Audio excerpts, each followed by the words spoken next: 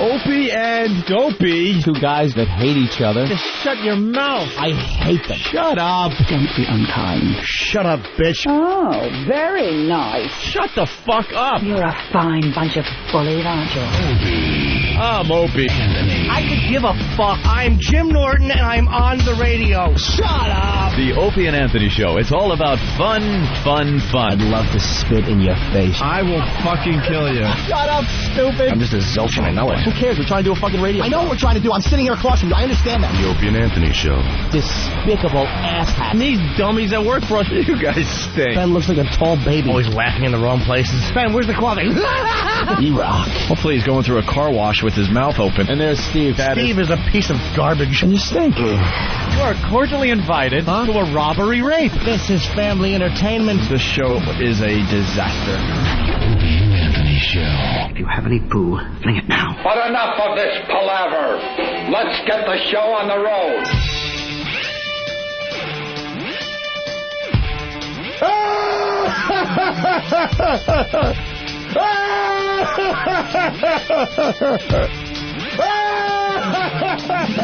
I'm Big Dick Black. I'm Big Dick Black. I see the awful, terrible things in my life and turn it into something funny. Okay, terrific. Mom, please stop calling me.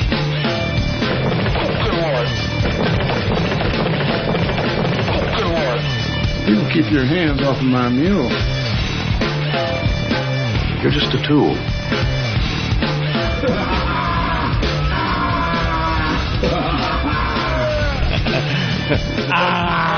Does that bring back memories, Bill Burr? The funniest fucking guy ever.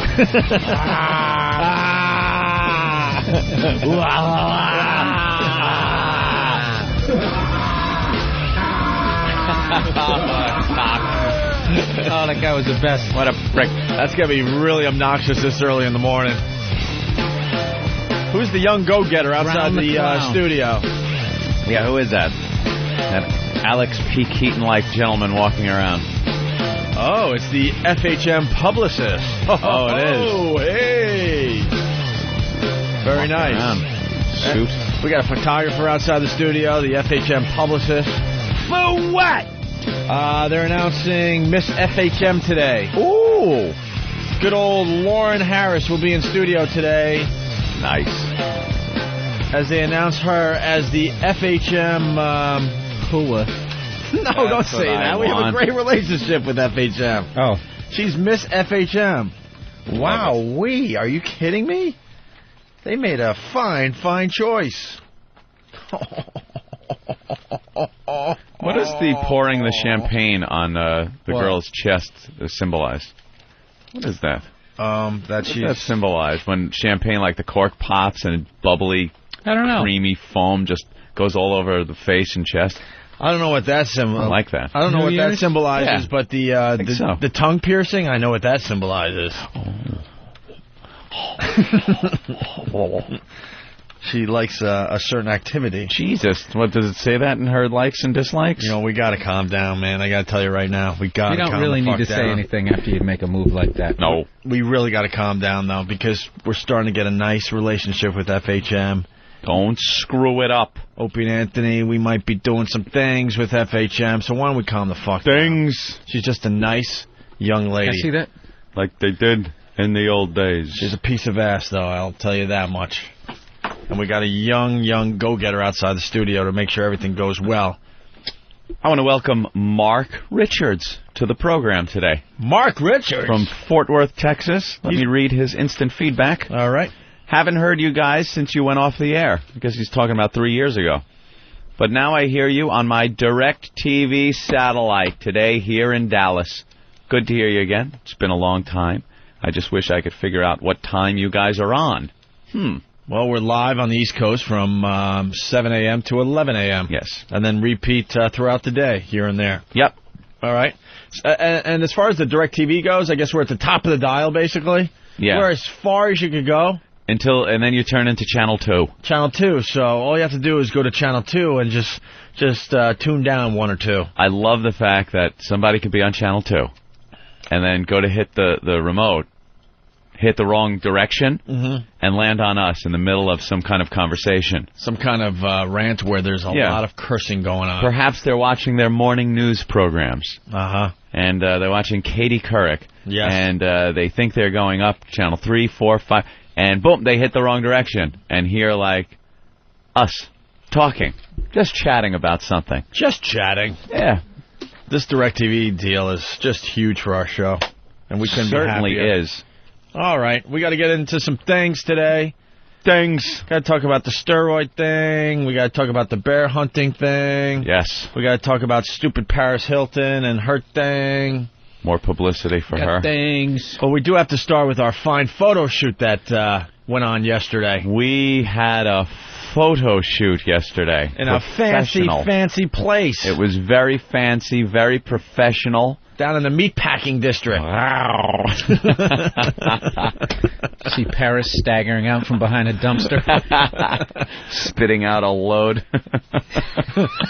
Nice to meet you. I did see the Container Store.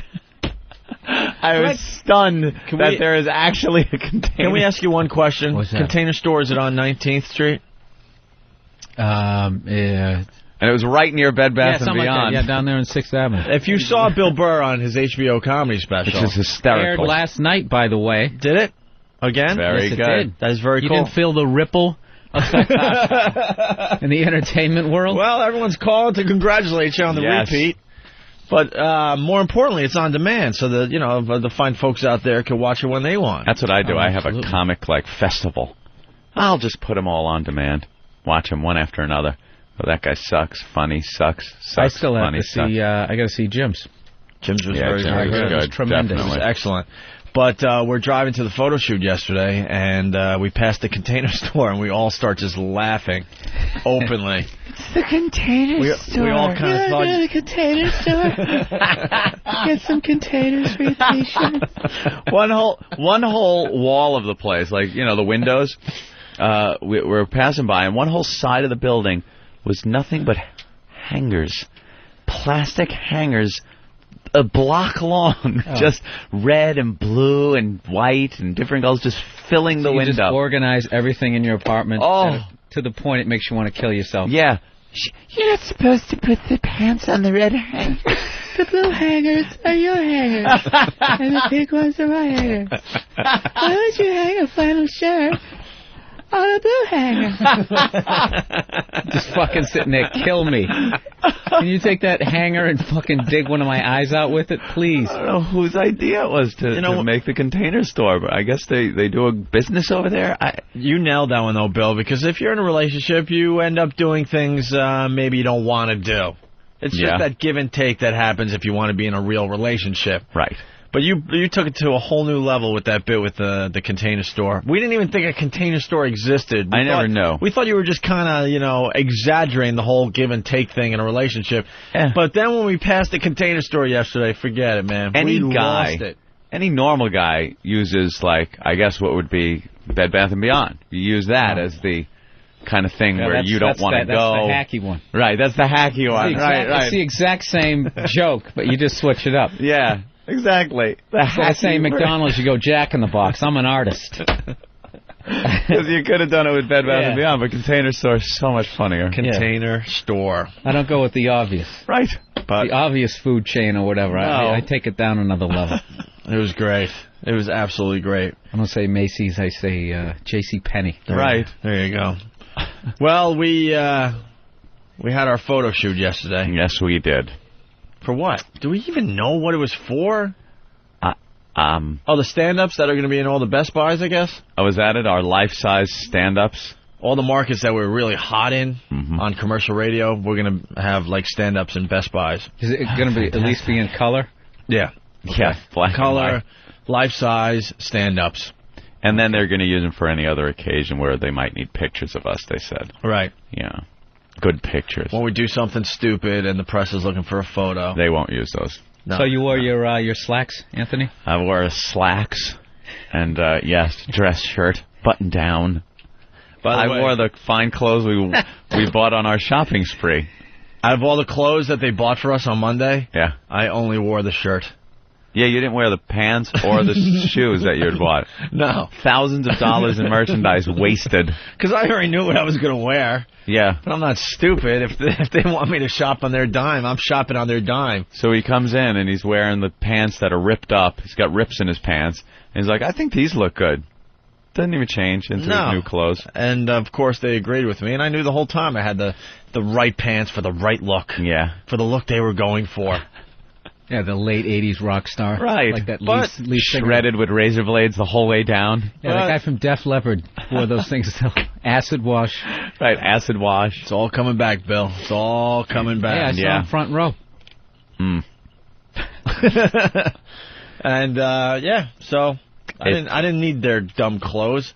Yeah. They were getting, my pants tailored and everything. Yeah, they had those pants tailored and you didn't even wear them. No, I didn't need to use any of that stuff. I wasn't going to use the cufflinks. You didn't use the cufflinks? Fuck no, I'm returning the damn cufflinks. Are you going to get the money? Of course I am. No, I'm not going to get the money. I'll pick out something I want. Want. Kind of exchange it. Something that they weren't going to buy at the time. How much were the cufflinks? Like $50. $50 for the cufflinks. They're going back. And the really faggy French cut black shirt. Ugh. You don't like that one? Absolutely. What was that, not. $80? 110. 110? So I got at least $160 coming my way. So I'm going to go there and get something that I want. Get something nice. Yeah.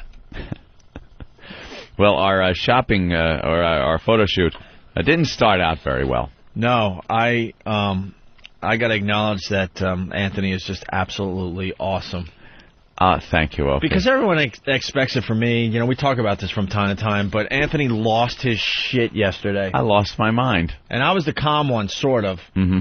Basically, XM hired a limo. Yeah. To pick us up and bring us down to the photo shoot in the meatpacking district. Mm-hmm. Ugh. I told you he was buff. Is that Carrot Top? Bill Burr was just leafing through, what, FHM? Yes. The latest issue of FHM. And as Ant and I are doing our little banter here, and he came upon a page where it shows Carrot Top without a shirt on, doing some curls.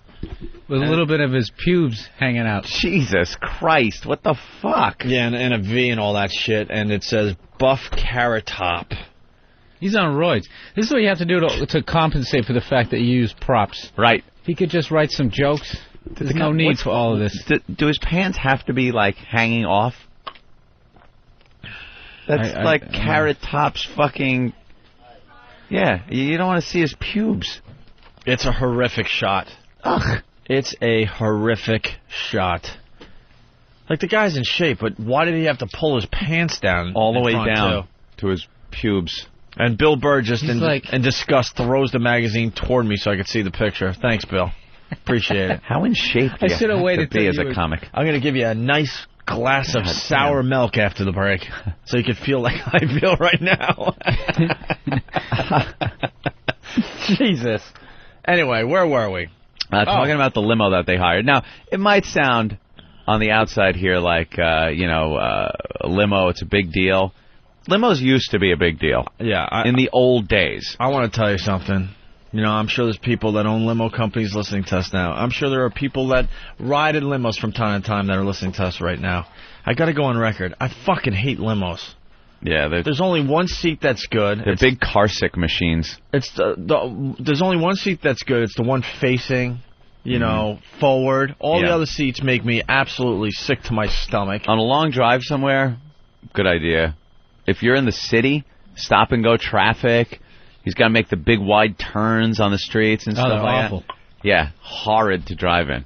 They really are. I'd rather just jump in a cab. And you know what? And the limo driver's just not nice. No. The ones I've had in recent years, just not nice. Years ago, Opie, when I used to go to the Oscars with Groucho Marx, and the limo would come and pick us up.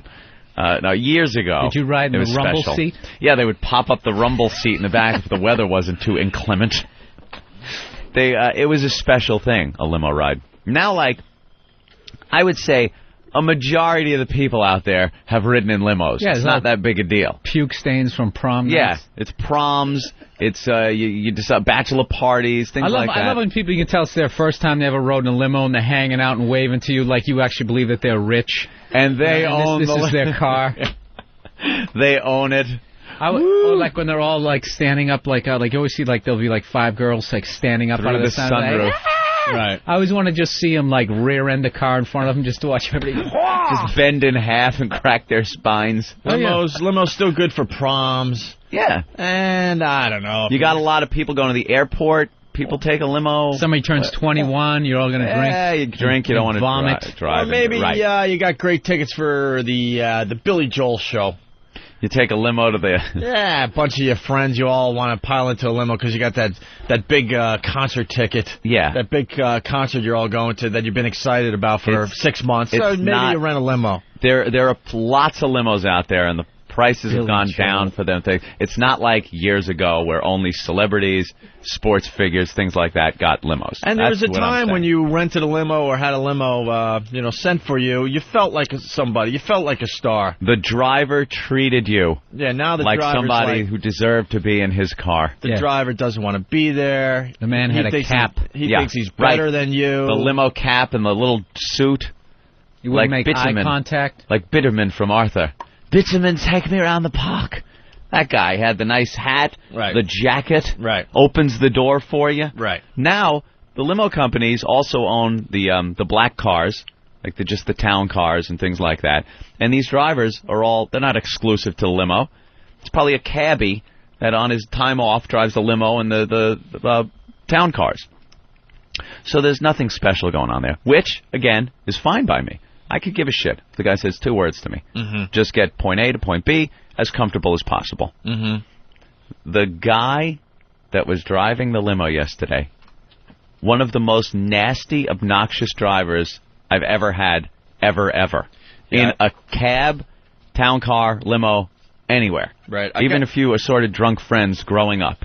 More obnoxious I than got that. I got your quote, but before we get there, I saved it on the BlackBerry here.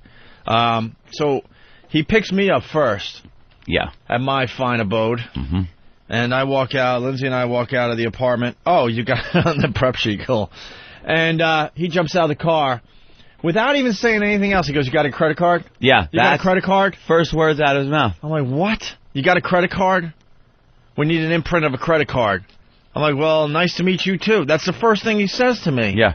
I'm like, no, I don't have a credit card. Credit card. He goes, I'm supposed to get an imprint of a credit card right away.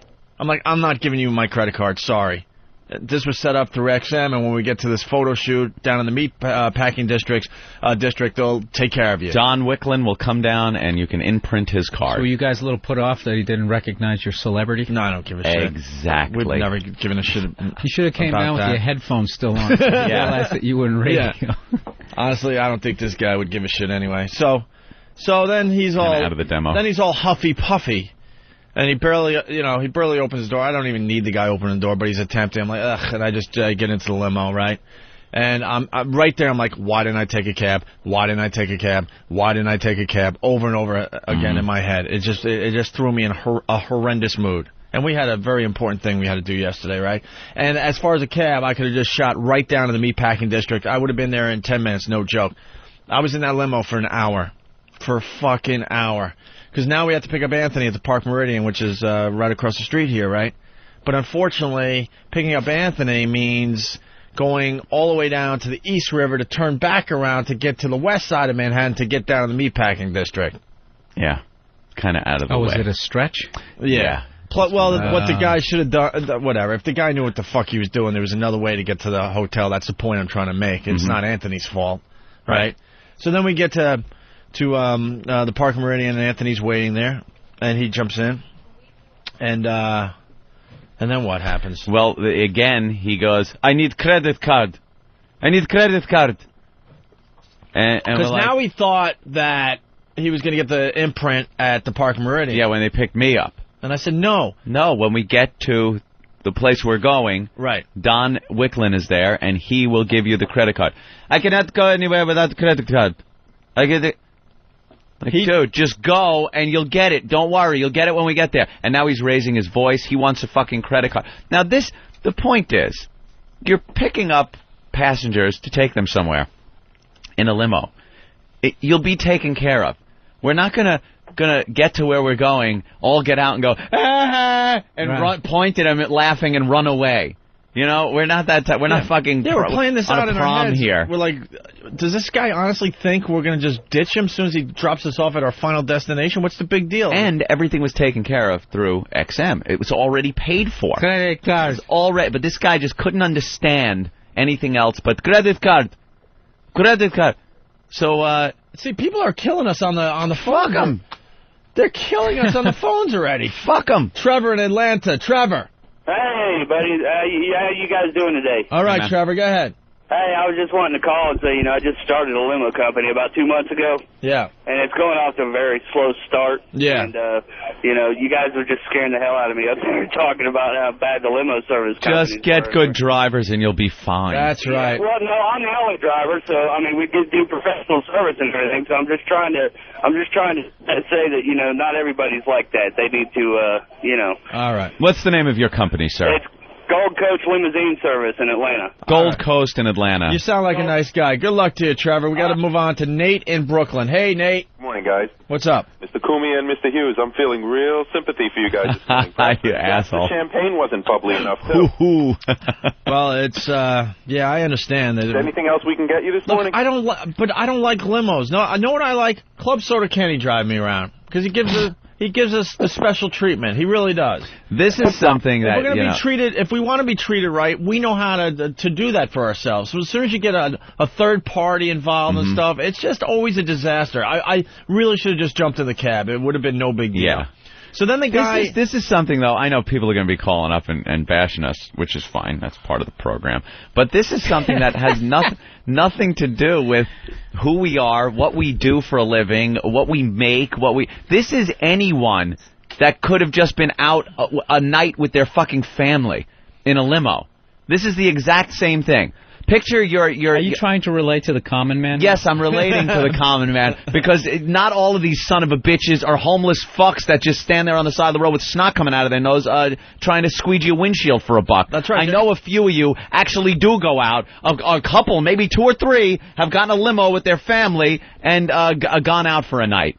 That's what I'm saying. Right. I'm not saying this is like a nightly thing when me and Opie catch our limo home every night.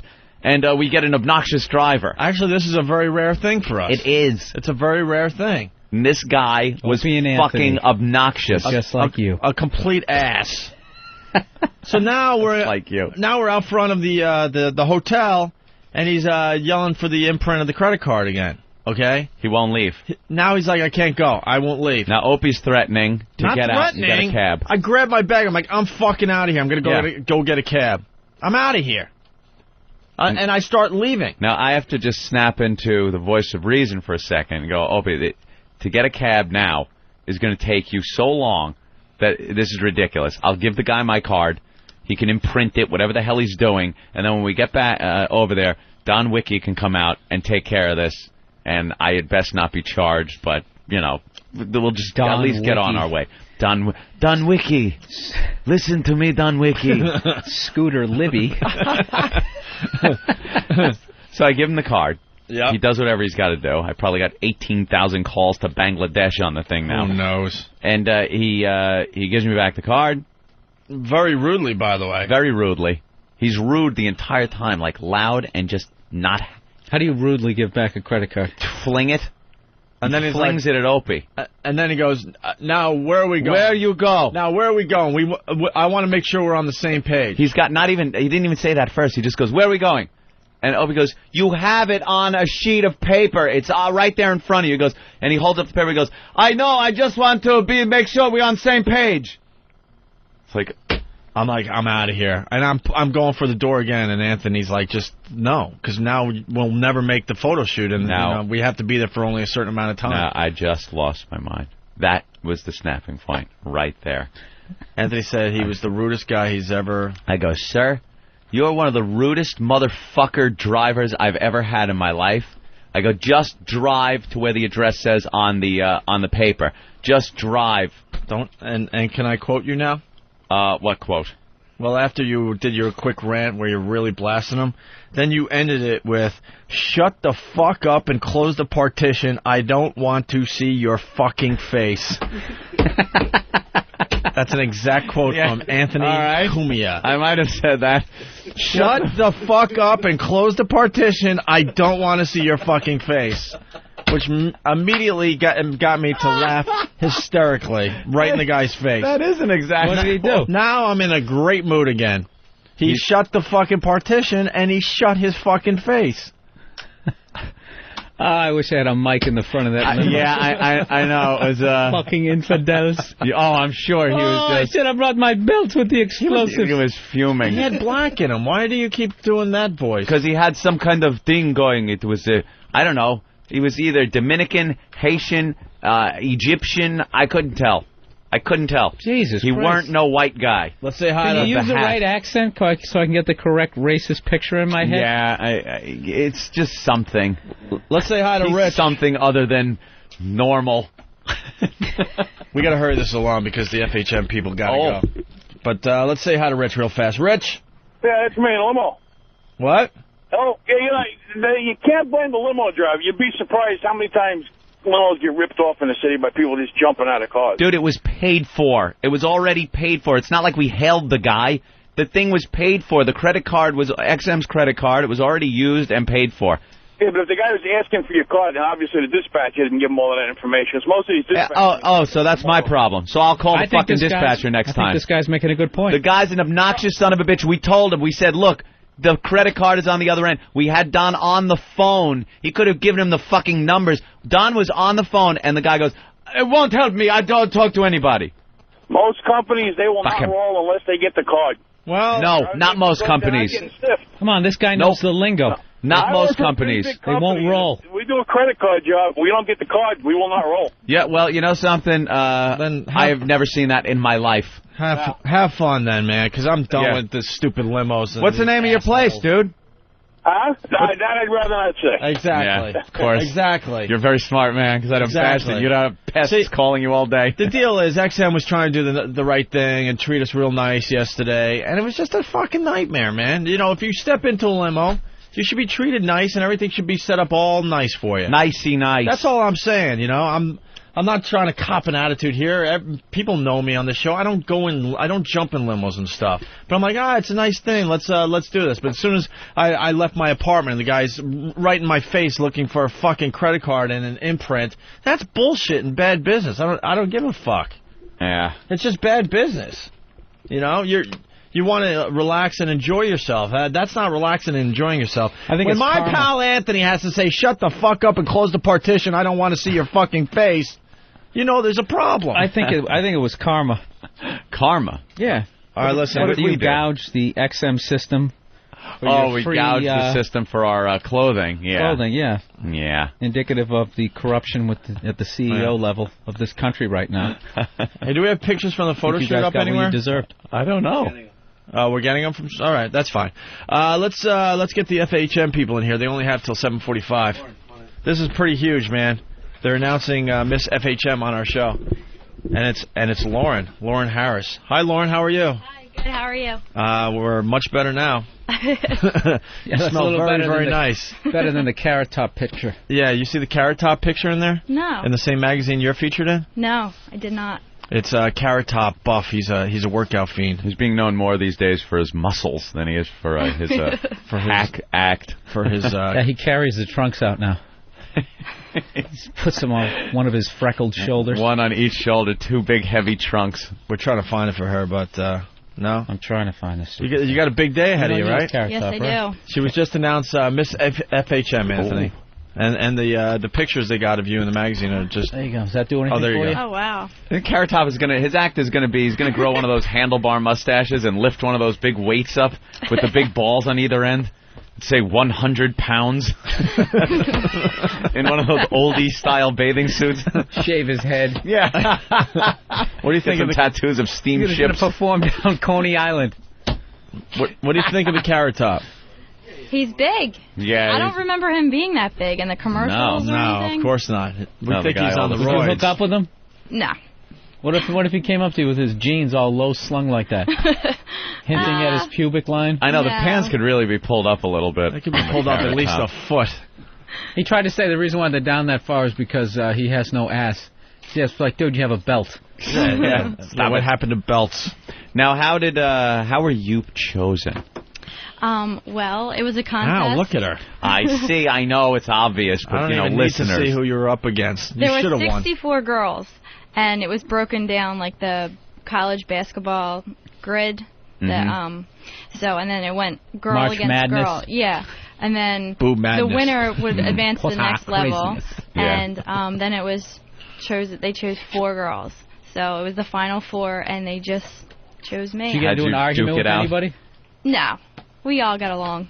You all like each other? It's not like,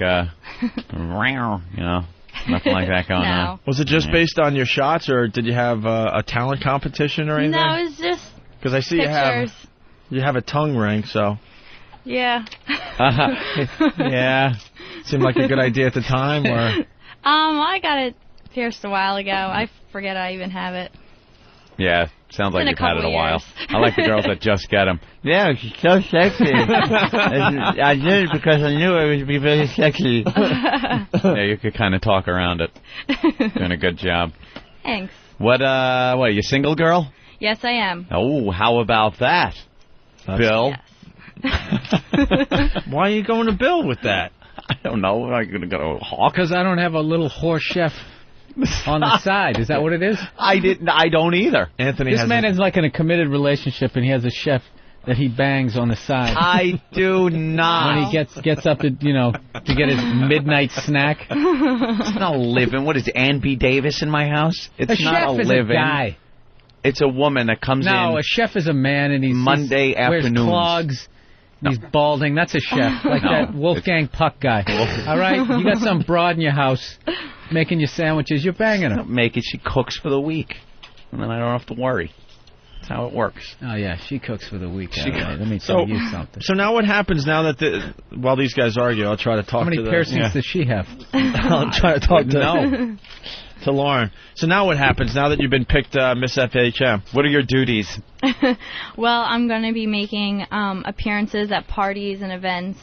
Oh, those things are good, yeah. Yeah. What does Yeah, that I know entail exactly when you make your appearance? She just has to look hot, right? Yeah, just greet everyone, be Meet friendly. any creeps? I guess. I Take don't know. pictures with... Take pictures with people, Yeah. stuff like that. Say hi, Appear in the magazine a couple more times, so. Is it exhausting? No. It I isn't. love it. It's fun. Yeah. This guy trying to, fuck with you at all? No, not at all. He's a young go-getter. Young he does. He really go-getter. seems like he's totally in control. Yeah. You're working your way up the corporate ladder, aren't you? Just nodding. He's like, I'm the background guy, all right, man? Leave me alone. We've never seen a suit this early in the morning, so you freaked everyone out around here. You know that, right? Yeah, he thought there was a problem or something. He's dressed perfectly. It's dude, loosen up a little bit. It's the Opie and Anthony show. I thought a lawyer was in the office for something we had done. Hey, there's a picture of you in the magazine where you're pouring champagne on your chest. Yes. We're trying to figure out what that means. What that symbolizes. It's a celebration. A celebration? Because I won. Oh. Yeah. Oh, okay. Wow, Rather good one. than sipping the champagne. Yeah, you just pour we're it just on your having fun. chest. It's just you having fun? Yeah. All right, because we're just trying to See, I figure was it out. drinking there. Yeah. Oh, yeah. No, you're not. You're fake drinking. And it's falling all over your fine body. Yes. You're wasting good champagne. Spilling down about your chest and stomach area. Always got to ask. Sometimes this gets a little awkward, but first, do you have parents? Yes. Have they seen this? Yes. Are they happy with it? Yes. Oh, okay. They got to be very happy. Sometimes it gets a little awkward. This isn't Playboy. No, they're very, very supportive. I know it's not Playboy, but Would you do Playboy? It's a little phallic. No. No. No? No. What if they offered you $1 million? Hey, come on. Think about it. She's in there. She's in there. Well, I mean, you're half naked in this. Yeah. Oh, nude. What's That's the why I think her taste for your parents have one? no problem. She's still Nude. dressed in She's these. half nude. Dude. In these pictures. What? She's not wearing a dad? bra here. Huh? Hey, how A does that work? How does that work? Like, when you do the shot where, okay, me in the magazine, I can't see your breasts, but it's clear that you're not wearing a bra. How do they work that out with, the camera guys? Do you kind of shuffle in with your back towards them? Yes. Or do they actually get a free little peek? No. We go around it. I had a top on right before that, and then when they were about to take the shot, Not the I took answer it I off. was looking for. Wow.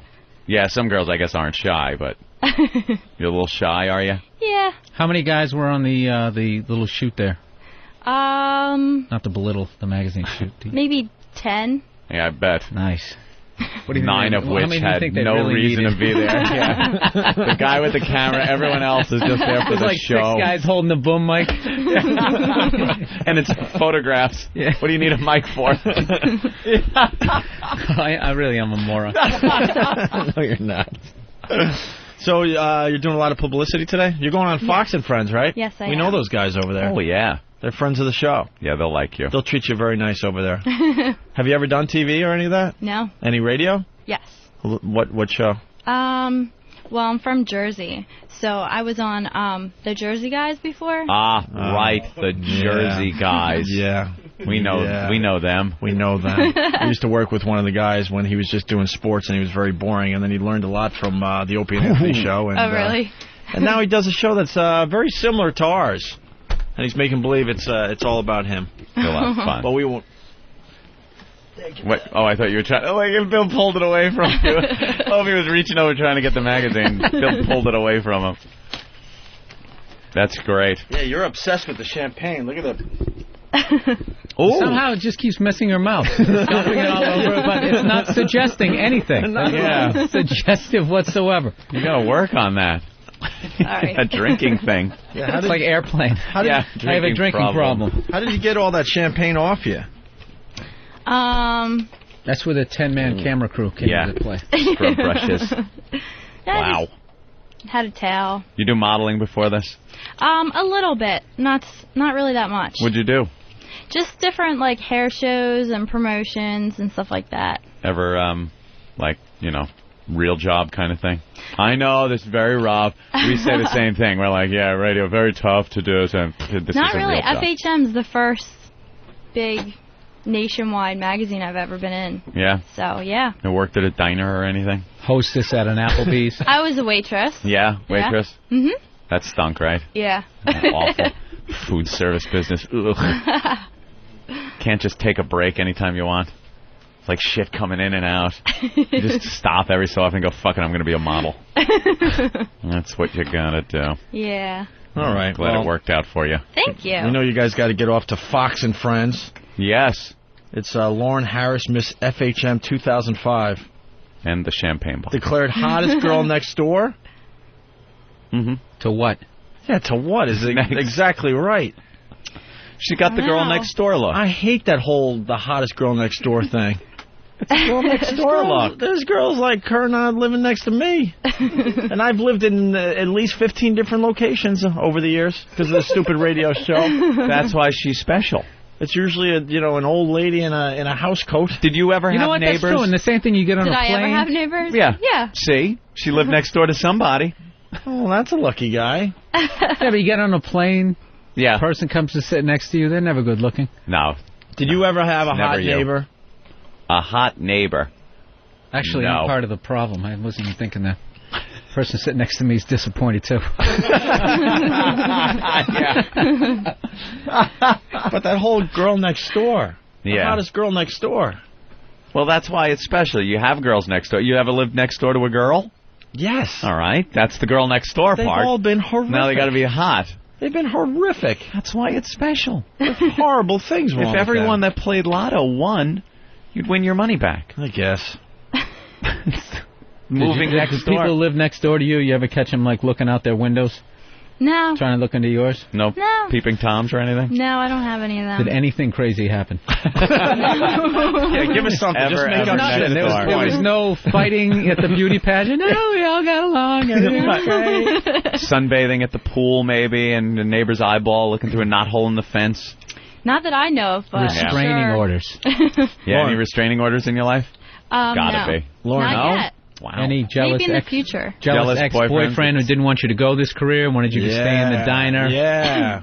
Yeah, well, because of an ex-boyfriend, I'm here today. So that's like how it all that. got started. Why? What did he do? He took your picture and sent it in? No, did you? There's a part in the magazine called "It's Yours." It's Right. your ex-girlfriend. Yeah. And my best friend and I, we dated the same guy in high school.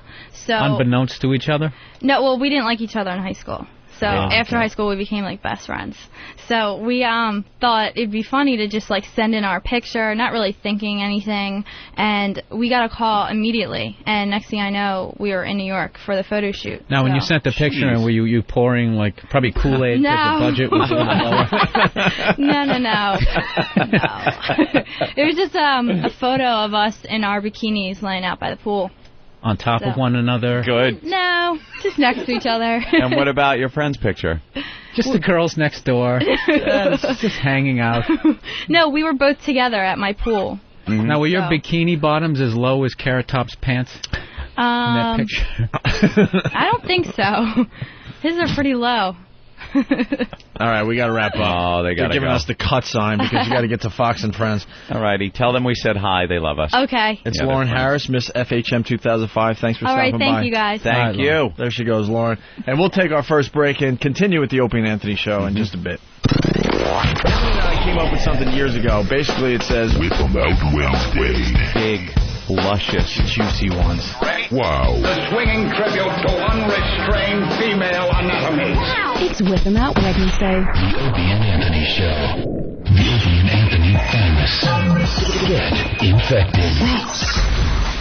You know the soup Nazi from Seinfeld? Oh, yeah. Yeah, he has a soup place here in the city. Just opened up. And what's the headline? Soupy sales.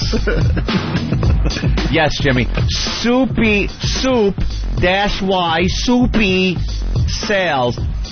But that's not enough for the story. 40-minute wait as Nazi does a bisque business.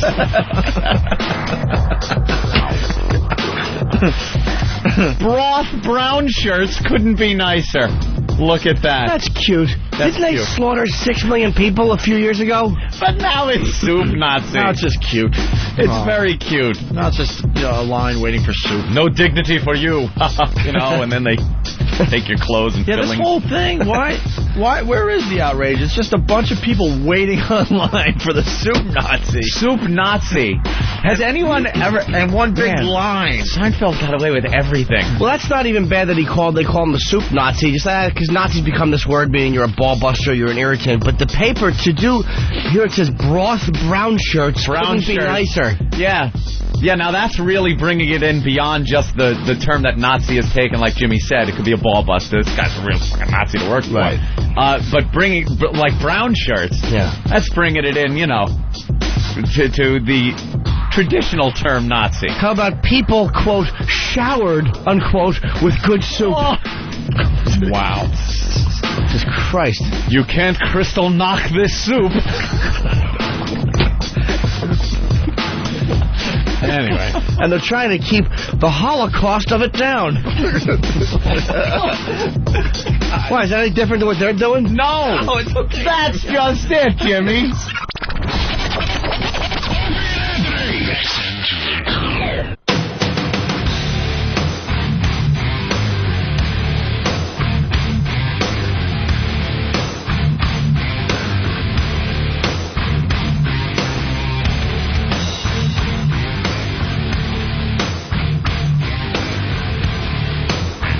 You're checking out the Opie and Anthony program on XM Satellite Radio on this fine Whip 'em Out Wednesday. Oh, it is Wednesday. A lot of new listeners joining the program. Thanks to DirecTV. Yep. That deal went into effect yesterday. We're being heard in, potentially, I don't know, we're being exposed to something like 15 million homes. Brand new listeners. We'll get a little piece of that pie. We got to start all over with them now. And this audience will grow that much more. Whip 'em Out Wednesday is a great, great concept. It's brilliant, I must say. Yes, it is. Because we're still talking about it 8 years later. 8? Maybe 9. I think 9. When did we start? Like 96, 95? Maybe 96. 23 years ago it was. I remember... And the concept is so easy, man. There's ladies out there, man, they are sluts. They will show you their boobs. Oh, jeez. We discovered this one day. It's an amazing little thing. They're just not shy. Just average girls. All soccer moms. Mm-hmm. The girl going to her business job there in the business suit. The junior high bus. Huh? The junior high school bus. I I think the regular girls show their boobs more than like strippers. Strippers going to work, I don't think they're showing their boobs. That's their waitresses, soccer moms, they're showing their boobs, guys. I'm telling you. Yeah. Don't ask how we figured this out, but we figured it out many years ago. Yeah, they just like doing it. That's right. And so what you have to do, because, they want to make sure that you're going to be appreciative, they're looking for the cars out there that have WOW on them. Yep. That's all it is. Whip them out Wednesday. WOW. You got the official sanction sticker? Or do you just write it in the dirt in the back of your truck? Yeah. Doesn't matter. It's just got to be there. And some guys, they just make homemade WOW signs. Those are good, too. Mm-hmm. And there's ladies out there that want to be wowed, too. That's called lesbianism. Yeah, not wowed by guys. Don't start that. Take out your bulls. Well, that has been known to happen. We just don't sanction that one, okay? Yeah. But that has been known to happen. How do you drive? I don't know. Your nut sack hanging out. How do you have that? Pull out your sack Tuesday? No. Oh.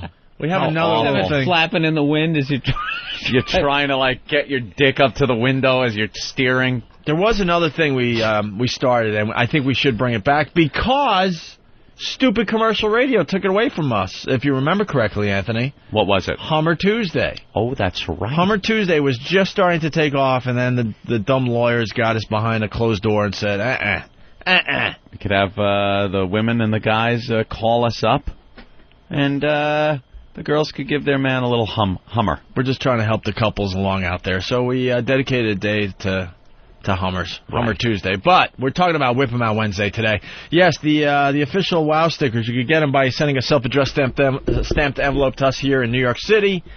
The address is 111 West 57th Street, New York, 10019. And we send off the WOW stickers immediately, okay? Right. And that address is up on opieandanthony.com. It works like a charm. You slap the WOW on the back of your ride, and there are ladies out there that will flash you as you're driving to and fro work.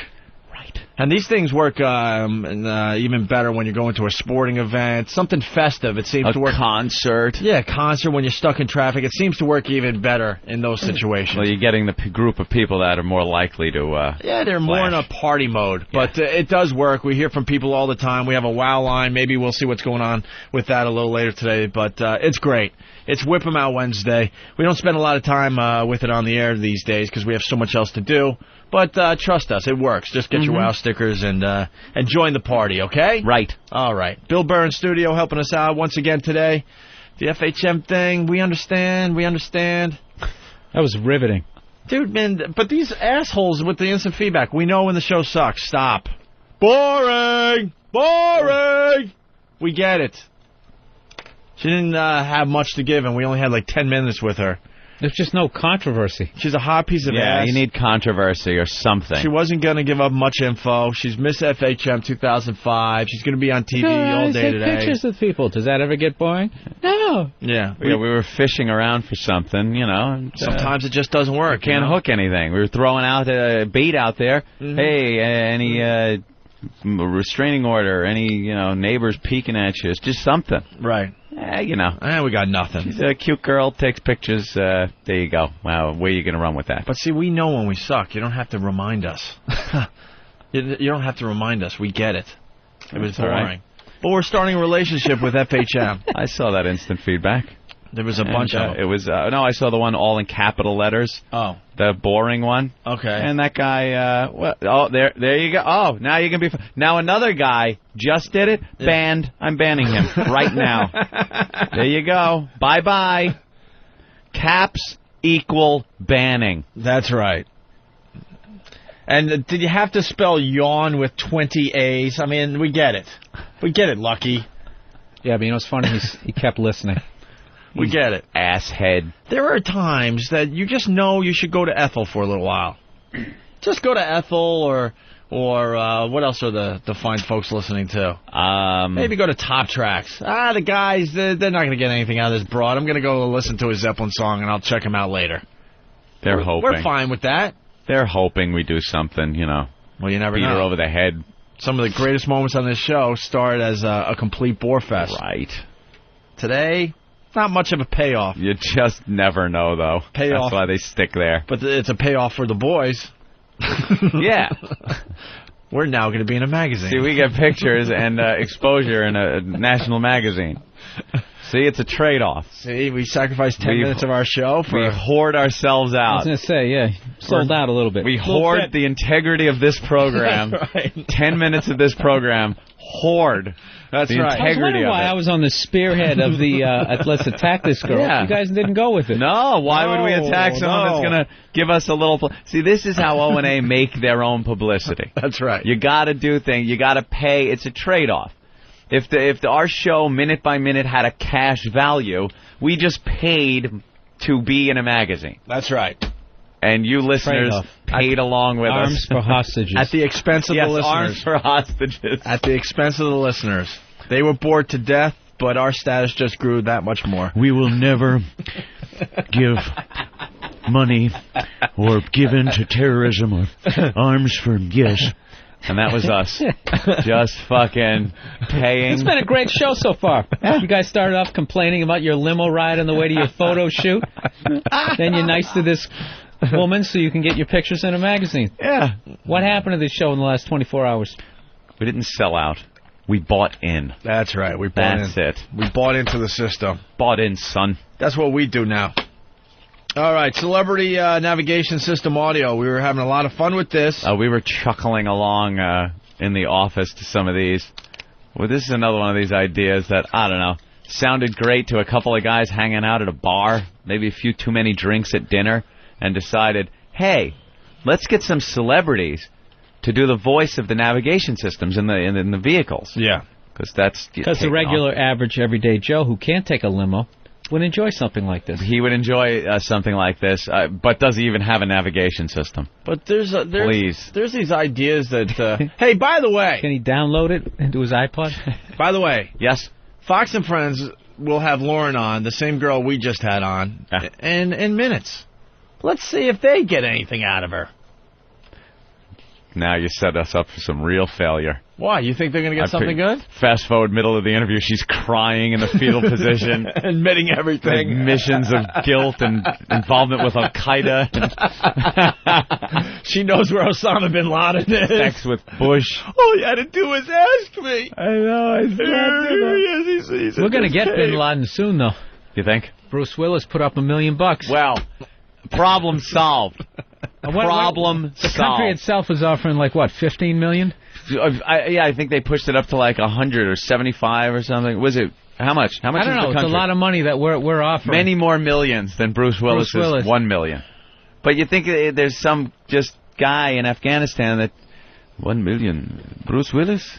You know, I've always wanted to meet him. He's guest starring on that 70s show.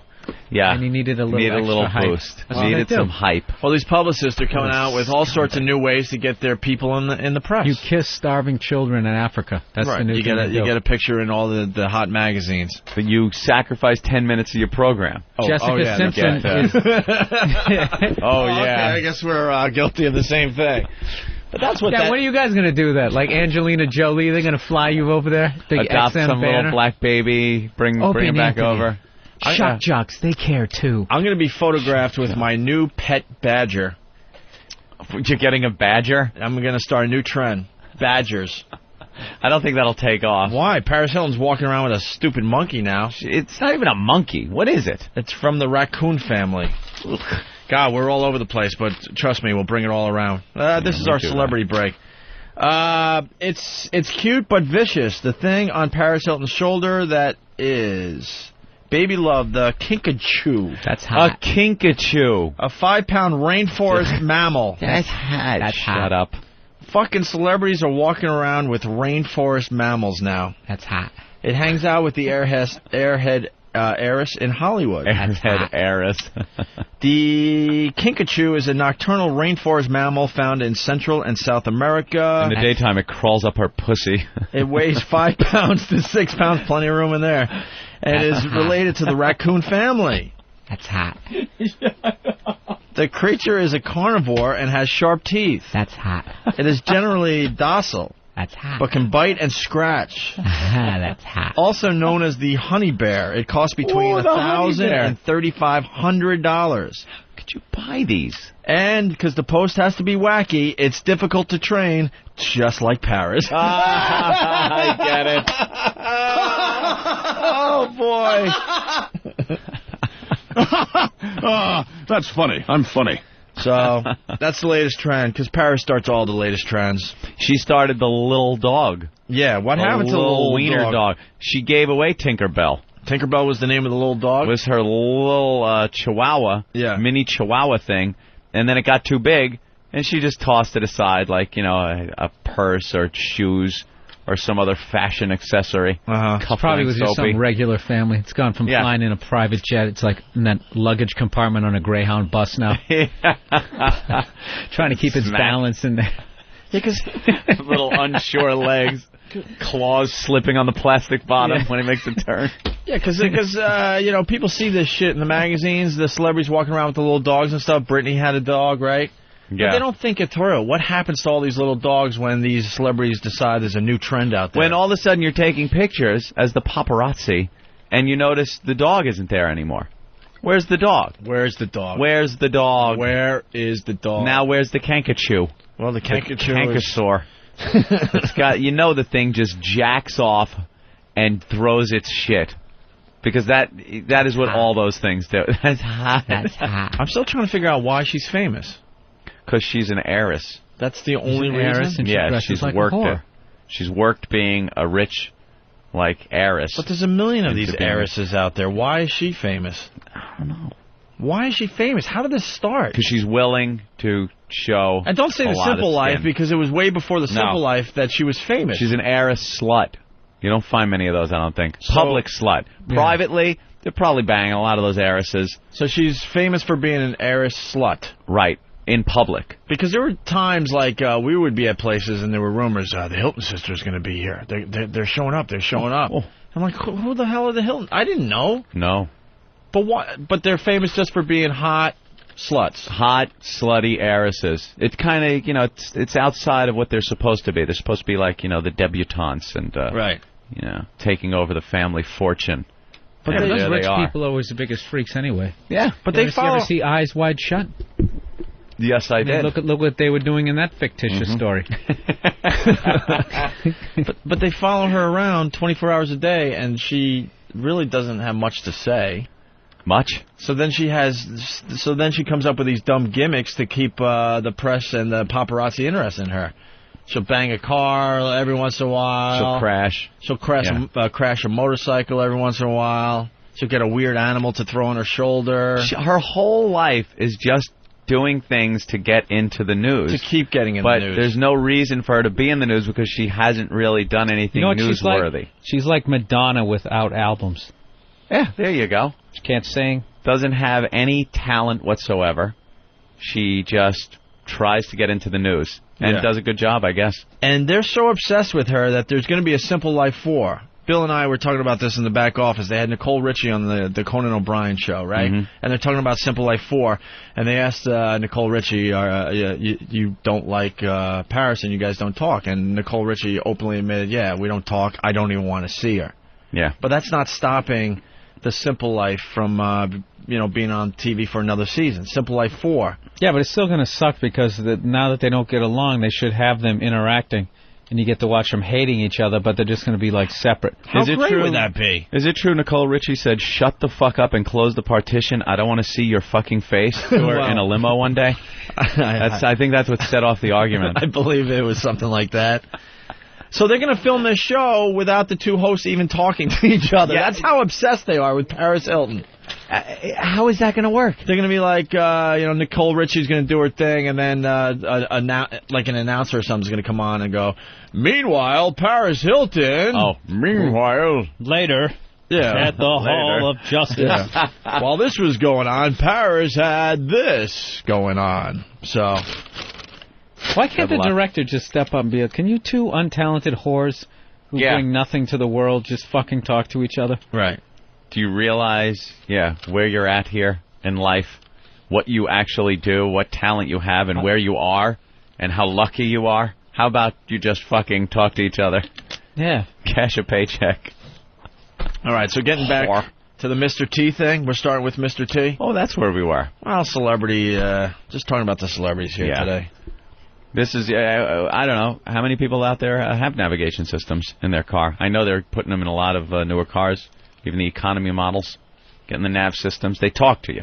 You got a little map on the TV screen. Are we keeping you up, Bill? It tells you. Sorry, man. Jeez, we all yawn. We try to do it off mic.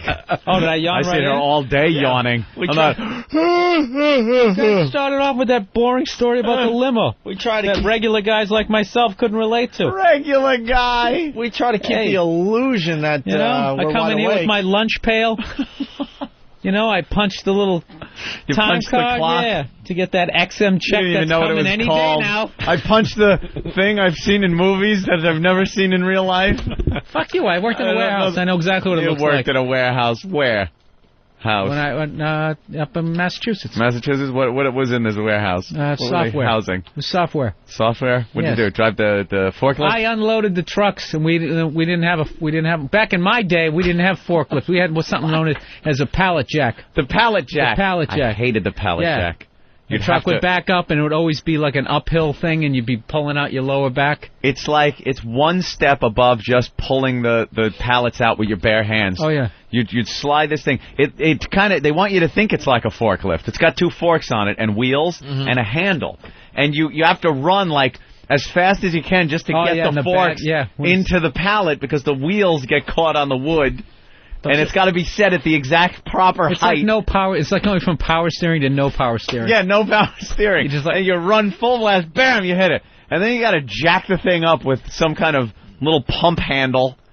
And once it's off the ground, now it still weighs. There's no little pulley system or any type of. It still weighs exactly what it weighed before you picked it up with this thing. But now it kind of has some wheels to it. And you got to pull it out of this truck. Any incline? Yeah. You ain't getting that. No. Huh? It's not working. What a thankless job. It's a fucking great job. Oh, it stunk. Shut up. I loved it. You hated it. No, it was great. It was all the wise asses who fucked off in high school. Fun to hang out with those people and stuff, but the work itself? No career goals, so there was like no competition. Just getting drunk every night. Yeah. No one had like any of those jobs I had. No one had anywhere else they wanted to be. No. There was the old guy. There was always the old guy on the job that you assumed had a dream sometime, but he's like 55, pushing 60, and he's like still doing this shit. Oh yeah. And he's happy, you know. He jokes around with the guys. I worked with the old guy. He was a Vietnam vet, and he used to be one of those guys who would like literally during the course of the day drink a case of beer and would completely be fine. Had the same guy used to drive the fucking truck with the sheet metal in it and drink Schlitz tall boys that he would like sneak into the truck, and the whole way I'm talking like maybe a 30-40 mile drive with the sheet metal in the back, and he's just drinking Schlitz. Oh, yeah. And you'd never notice. I went out drinking him with him like one time, and it was like one of those deals. The only time you're on the same beer is the first beer. And then the rest of the time you had like literally have like a line of beers, and you're like just trying to suck this shit down. And this dude is just like, "You guys ready for another one?"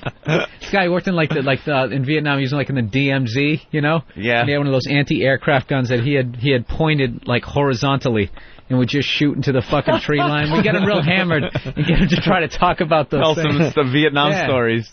Hey Frank, how many people do you think he killed? I don't like talking about that shit. And we just fucking. It had to be 80 gooks. Yeah.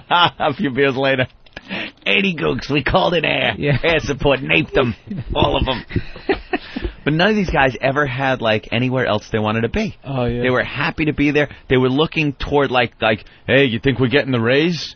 You know, they're negotiating the raises for the guys, and it's supposed to be like 3% the first year. And then 4% the second year. And I'm looking at what my pay is and thinking what 3% of that is. And it's like, we're fighting for scraps. Oh, it's great. You wouldn't miss any sporting event? No. You either went to it or you watched it? Yeah. You didn't have work to do in the next morning. You unload trucks. I got it. I was mentally prepared for this job in 3rd grade. I can do it. Out till all hours getting smashed. And just show up hungover. You know what's funny? I had absolutely no expenses. I was making, I think, like $260 a week. Right? I had absolutely, by Tuesday every week, I was just totally fucking broken. Had absolutely nothing to show for it. Never went to the bank. There was no bank in my life. I took the money that I had. I had to go to the company's bank to cash my check. because I didn't have a bank to go to where it's like, and you learn that by going to some bank with your check and go, I'd like to cash this. Do you have an account here? No. Well, you can't cash it here. Well, how am I? And then you get an attitude. How am I supposed to fucking cash it or make an account? I need the money now. You can't use that language. We're gonna have to I need the money now. It's good. Bullshit. Call the number on the check. It's good. And you're just like a dirtbag. And I'd have to go to the company that I worked for, their bank, to cash the check. And it would just end up this wad of cash in my pocket, and that's where it would stay. And I'd go to the bar, and boom, you're buying shots, you buy your cigarettes, you buy whatever you need. And by, Tuesday, just Wednesday, wait for the canteen truck to show up. Yeah. You'd eat that shit food. You still somehow had a flat stomach because you're so fucking young. You're working out every day. You play basketball during the break in your fucking tight 80s jeans. Come back in dripping sweat. Did you have credit with the coffee truck guy? I didn't. Other guys did. I had credit with him, and it was like there was some weeks I'd have to hide and not eat because the coffee truck guy would pull up, and I'd be, well into him for quite a few bucks, but I had blown my money. So now I can't get anything to eat because I have no money. I can't get credit from the truck because I'm exhausted with my credit there, and I'm hiding behind equipment, peeking out, waiting for him to leave as he's like with his change thing on his belt, not making eye contact with anybody he's doing business with, just looking around for me. His head is spinning. He's kind of looking. And he's off, and then I'd see him. I was out on a job, and I'd pay him finally. And hey, where's your friend Anthony? He's cutting up boxes. Yeah, he's around. I don't know. I saw him earlier. Tell him I want to see him.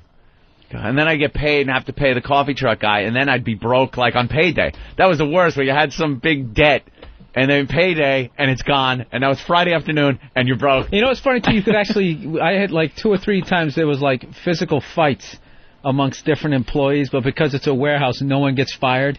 You just go back to work, and guys like all sweaty with their hair sticking up, this fucking asshole. Yeah, it's not like a real place of business. Oh yeah, there was this one guy, prison yard. This one guy worked who was just a raging alcoholic, and he came in one time. I swear to God, it was like 11:30 in the morning. You're supposed to be there by 8. And he comes in, his hair is soaking wet from a shower, and he tries to pull, oh, yeah, the traffic was brutal. But it's like one highway. We all came up there. It's like, dude, you went out boozing. And he's like, dude, shut the fuck up. It's doing one of those, right? So we were making a run to Dunkin' Donuts, and they call, hey, Paul, you want anything? He's like, nah, I'm all set. And Buddy goes, how about a rum cake? And that was it. Fucking on the mat. Just going at it. Hey, knock it off. Fucking change all over the floor. And then you just went back to work. Yeah. We would have to check in every morning, and I'd get in my truck, and I was habitually late, like every fucking day. I could not get there on time, late every day. And you'd have to check in the second you got in your truck and you were driving in. So I'd be still putting my shirt on and just grabbing at the mic. 16 to base. Yeah. Base to 16, go ahead. Yeah, I'm right around the corner, but I'm going to have to stop and get some gas. Yeah, truck needs gas. All right, we'll see you when you get here. Meanwhile, I have, like, no gas. But now I can't get gas. I have to drive there, hope no one looks and notices I don't have any gas because I didn't stop for gas. Then I have to start this whole story with the fucking guy with the gas. He insists, he pops the hood, looks for the old fucking oil. I needed oil. I'm like, dude, I got to get to work. He's there with the tire pressure gauge. Well, you got booze on your breath. Oh, it was every morning. Like every morning. Like I thought they were retarded. Every morning there's a problem. The traffic, I would use the traffic, or I would call in. I'd be like, yeah, how you doing? No, I've been up for hours. Fine. I got gravelly, hungover, drunk guy voice. Obviously, obviously, at any given moment, somebody had lost their license for drinking and driving, and of course you would still drive. So you'd park your car behind the dumpster. I was fucking hilarious. I remember when I got this one job in this warehouse. First day I get there, like I thought the last one was crazy. Like this one was like everyone there, like. The first one was just like alcoholics. I went to the next one. Everyone was like cokeheads. And I walked in there. What the fuck was this guy's name? He was one of these guys like 6'7" and weighed like 111 pounds. And he had like the electronic pallet jack. Yeah. And he kept driving right to the edge, going, I'm going to drive it off the dock! And everyone was just kind of nervously laughing, and I'm sitting there, what the fuck is with that guy? We used to use some pretty, like, hardcore machinery in the sheet metal shop. Big cutters where you were taking sheets that were 10 feet by you worked in, 5 like, the feet Bruce long. Springsteen fucking warehouse. Dude, it was, you're making the shit. I'm going to cut up some steel. Well, I'm cutting up some steel. I'm hoping, Wendy, I get a big record deal. It was one of those awful fucking Allentown Bell.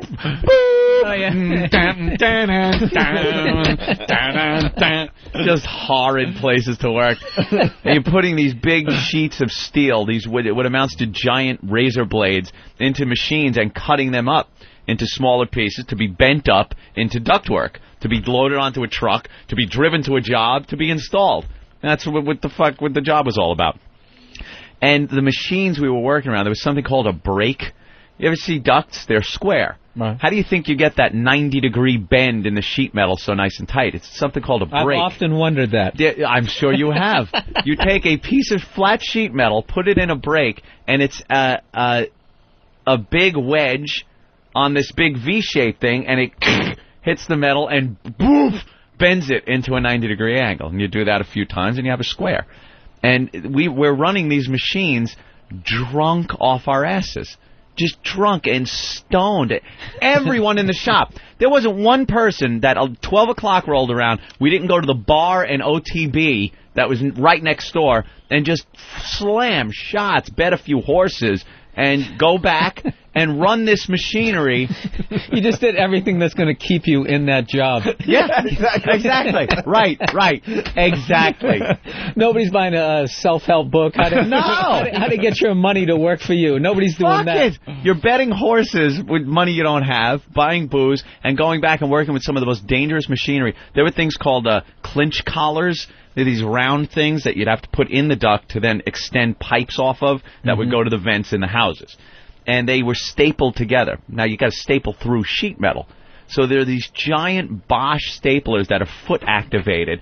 And your fingers are like millimeters away from the actual mechanism. And you're just stapling.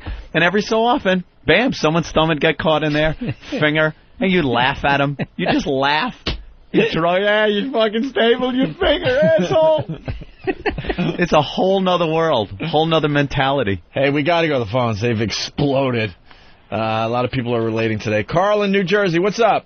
Hey, what's going on? Anthony, you're such a fancy man now that if you met yourself then, you'd be scared of yourself. You'd be scared of you. I would be petrified of myself. I would chase me away. Corporate fuck. Get away. Limo. It's amazing how much Anthony has changed in the last 11 years. Get away from me, you bum. Someone should drinking Perrier sparkling water. I see that, with a fancy shirt. Like he just stepped off a fucking yacht. I was at the hotel. All right. He's got a fancy shirt on and everything. I am horrible. They got to Photoshop the old Anthony with the new Anthony. I have abandoned anything of the old me. I've just abandoned it. He is a chef. It was, let me tell you about the hatred I had for that job. Like, I had a good time. Like, I understand what you're saying completely. There were some people, some of the funniest motherfuckers I ever met, were on job sites. They were hysterical. Fucking laughed my balls off. The job was thankless. The work was just, you'd be on a rooftop and it's 100 degrees out. The black tar roof is 120 degrees, and you're with a sawzall. Some guy telling you, cut a 10-foot by 10-foot hole in this roof because we're landing a unit on there this afternoon. And you're sitting there cutting through tar and gravel and sheet metal and precariously perched ladders that could kill you at any minute. It's just no safety, no nothing, and you're constantly like sweating and working hard, and it just sucked. And then winter rolls around, and now all the sheet metal's covered in ice, and you still got to put it in. It was horrible. I knew this was coming. I don't look back fondly at the work itself. Chris in D.C. Yeah, I just wanted to note here that it's quite obvious, as if we all didn't know, that, Opie, you haven't worked one honest fucking day in your entire life. This 20-minute rant that Bill and Anthony are going on here, and you're just sitting back quietly going, like, I got a fucking thing to say. You know, there are times when there's some nice conversation going on. I want to be part of it, and I'll try to get in and say something or maybe direct the conversation. I have no fucking clue. Why don't you tell the people how you caddied at the Crescent Club? I caddied at the Huntington Crescent Club. That was Opie's regular job. I caddied from when I was 12 years old to 26, maybe. Sit down, Opie. I was a caddy for 14 straight years. I worked in a video store where I watched pornos with my friends, and I got fired from that because I refused to turn the pornos off when other people were coming in to rent regular movies with their kids. And I was a temp to hire for a temp? Yeah, temp to hire for Xerox up in Rochester. Yeesh. Those were the only jobs I had, and then I went into radio. Jeez. That's it. No warehouse or sheet metal. No Bruce Springsteen jobs for you. No, I was the guy. I was in shipping for Xerox. Yeah, but not shipping where you're loading trucks. No, I had to You were the guy, the paperwork guy. I was the paperwork guy. Yeah, like a uniform. Fill something out, hand it to one of the men, and he will go and load this truck with the equipment. What was it called? A dispatcher? Oh, something. I don't know. But you're right. Chris, you're right. What can I tell you? I wandered around America trying to get into radio while these guys were working their asses off. Good stuff. Hey, have a good day, guys. All right. Bye. Yeah, I never had a real job. Let's say hi to Joker in California. Joker. Morning, boys. Hey, Joker. Hey, Anthony, we used to work out there at sheet metal in California. I used to get up every morning, get high before we go to work. Yep. And had a little accident, cut my ear off. Your ear? My left ear. How did you cut your fucking ear off? Maybe lifting a piece of metal? That's exactly what it was. Yeah. A buddy of mine was supposed to be carrying the other end. Oh, flipped around and dropped it, which made my hand go up and slice my ear off. Oh, wow. That rocks. That is rough.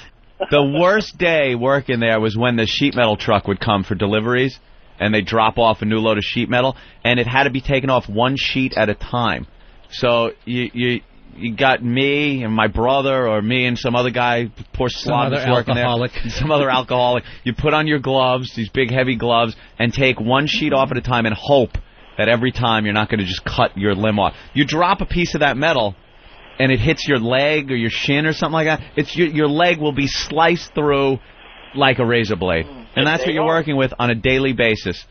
Razor blade. Razor blade. And any other kind of cuts you'd get every day. You'd cut yourself some way, shape, or form. You just hope it wouldn't be that serious that day. I was making these L brackets to hang something off of once, and I hold on to one end of it, and I'm drilling the other side, not realizing that when the drill screw catches, it's just going to turn this thing into a handheld saw, because it's a little bracket that I made out of sheet metal. And I'm holding one end, and I'm drilling the other, and it caught and spun in my hand, and just, still got it right there, wham, ripped through the palm of my hand. And you know what you do? You put some duct tape on it and finish what you're doing. And then maybe go to the hospital and have them stitch it up. See, I can't imagine that this is the same guy that would be doing all this. Yeah. That was it. But this is the funny thing. Is people are standing around asking if he's okay, people are actually holding back laughter. Laughing. You would laugh at the guys and they'd hurt themselves. Dude, you okay? There were guys with the fucking nail guns. Every day on the job, some idiot would slam one of those fucking nails through a finger or his hand or something, and it's just, hey, Jesus, a nice fucking work. He's got a nail through the palm of his hand. Get him, come here, we'll get the pliers, and pull it out. No sympathy whatsoever. None. Let's go to John in Jersey. John. What's up, boys? Good morning. Good morning. Happy birthday, Billy. I used to work as an electrician before I became a paramedic, so I actually had to work for a living. And on Fridays, we'd go to the bar, which is right next door to the electrical shop, and just get loaded up from like 4:30 till 7:30. 7:30 till about 9:30 was Fight Club. It started out just, each of us getting into a fight with each other over something stupid during the week. And then it became a game. The boss actually would referee the fight in the yard next door, we go back to the yard and beat the shit out of each other. I mean, hitting each other with like bales of wire and stuff, and it was the best job I ever had, only for the fact that we did Fight Club. They did Fight Club on the job. Healthy work atmosphere. I had this guy who was 6'6". I was giving him shit, and I swear to God, he was like further away than you are, and I turned my back, and he like, hit me with a jab. It was unbelievable. I couldn't believe he caught me. I thought it was like safe away. Far enough away. Oh, dude, he tagged me. Saw like the white lights for half a second. I so respect what you guys did, because there's no human resources and all that bullshit. If you had a problem with a fellow employee, you duked it out. You duked it out.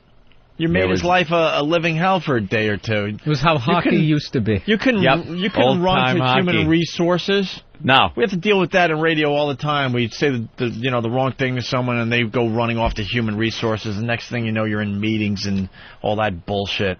No. Not these guys that I do the radio show with. You could keep your job just based on certain little talents that you had. You didn't even have to really be good at it. Like I know I had a job because my license was clean. There were guys that couldn't drive. They were great workers, but they couldn't drive to the jobs.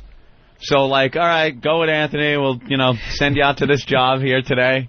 I was one of the guys with a clean license, and I could make anything out of 8-inch round pipe if I needed to. I could just bend it flat and cut it with the snips. And, like, you ever see those IQ tests where it's like, what would this folded up look like?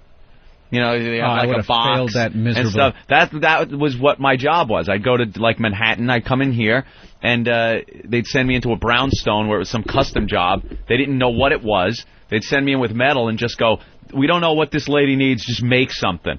And you'd have to look and measure and draw it out on a piece of sheet metal and then cut it, bend it up, screw it together, and install it. Yeah. And that was like my talent. I could do that. You actually had a skill job. Mine wasn't. That was it. No, it was cool. Unloading boxes and putting the right shit in. That was years after the shop and the warehouse. No, what was cool about Anthony when him and I started working together, and then we got to move, back to New York to do radio.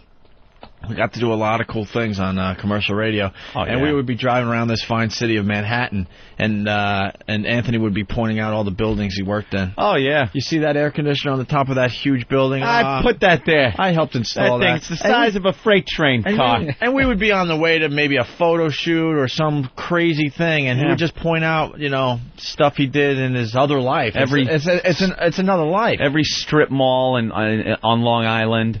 Every one of those Rexon office buildings in Huntington and Melville, all those. Yeah. Crawled around in every ceiling, every space between the hung ceiling and the metal floor above it. I was in there crawling like an animal. I did construction for like a week and a half is how long I lasted. First of all, I sucked at it, and it was just, it was brutal. It is rough. Plus, it was some dude, I swear to God, like every day. He had these jeans, and he had this, I don't know, I told this story before, he had this big hole in his pants just to, I think, the right of his package. And every day, I'm fucking standing there cutting something, and he comes walking by and steps over something, and the hole goes right over his whole fucking unit was hanging out. That's great. That's what you want. Yeah, really. Kevin in Connecticut. What's up, Kevin? Hi, guys. Hey. Anthony, how long has it been since you shit in a bucket? Since I shit in a spackle bucket. Wow, that's probably 11 years. Does it turn your stomach now? Since I've shit in a spackle bucket. There are times when I got to take a dump where I wish I had a spackle bucket around. Yeah, that's what you had to do. You go down into the basement. We'd be on these track jobs where they're building 800 of the same house. So... it'd get pretty boring. You'd get it down to the point where you could finish a whole house in a couple of hours installing the ductwork in there. And you'd be on the job. You got to take a dump, and there's no fucking portable toilet. It's such a mess. You just grab a spackle bucket, go down into the basement of one of these places, find a corner to lean in, and everybody upstairs is yelling down at you. Shit in the spackle bucket, and that's why you never opened a closed spackle bucket. If you needed a spackle bucket, you could carry your tools in or grab some water for some concrete mix or whatever the hell you need it for. You would never grab one that's capped because if you open it up, what you're going to see in there. But at least we did that. The animal Portuguese cement workers would just shit in bathtubs Like the people install a bathtub, and you'd walk into the bathroom, and there's just shit in the bathtub. Or if the toilet was installed, but the water hasn't been hooked up yet, there's just dried shit in the bottom of the toilet. People just shit and piss everywhere. If you buy a new house, it has been shit and pissed in every corner of the house. Yeah, that ground floor. Yeah. It's horrible. You know what? I don't think I needed to know that. Let's go. I didn't know about that aspect. Let's go to Tony in Brooklyn. Hey, Tony.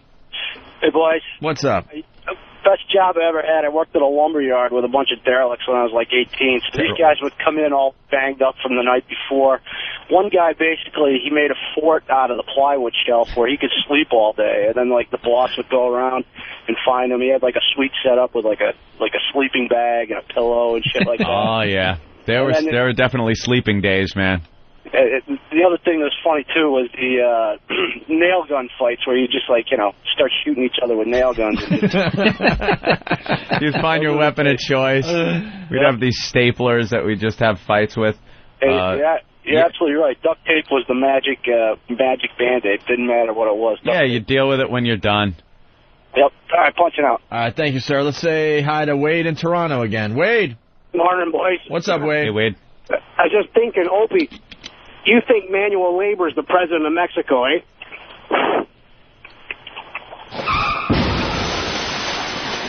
That's a funny joke in Canada. Oh, that was it? Okay. Let's say hi to Jeff in Mississippi. What up, Jeff? What's happening, boys? Hey. We're just, I'm doing construction down here trying to clean up after Katrina, and one of our favorite things to do to new guys is when they're up on an 8-foot ladder, we run a finish nailer through the sole of their shoes, nail them to the ladder. We did that to a new guy last week, and when he was trying to take off his boots, he lost his balance. He fell ass first into a big mud bucket. And he got stuck there. He's a little Guatemalan guy.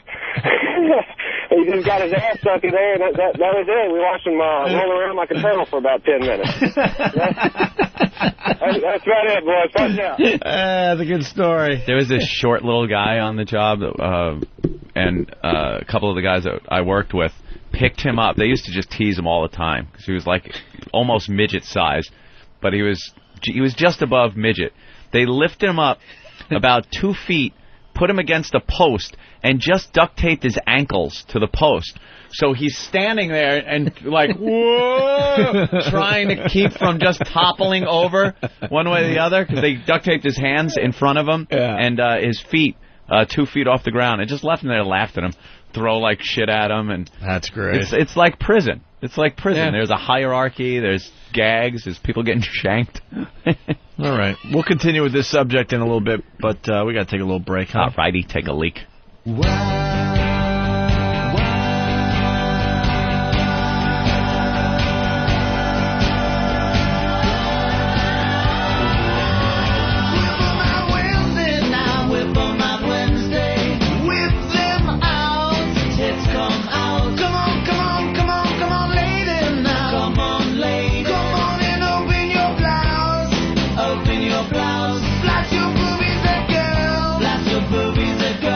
Show your man.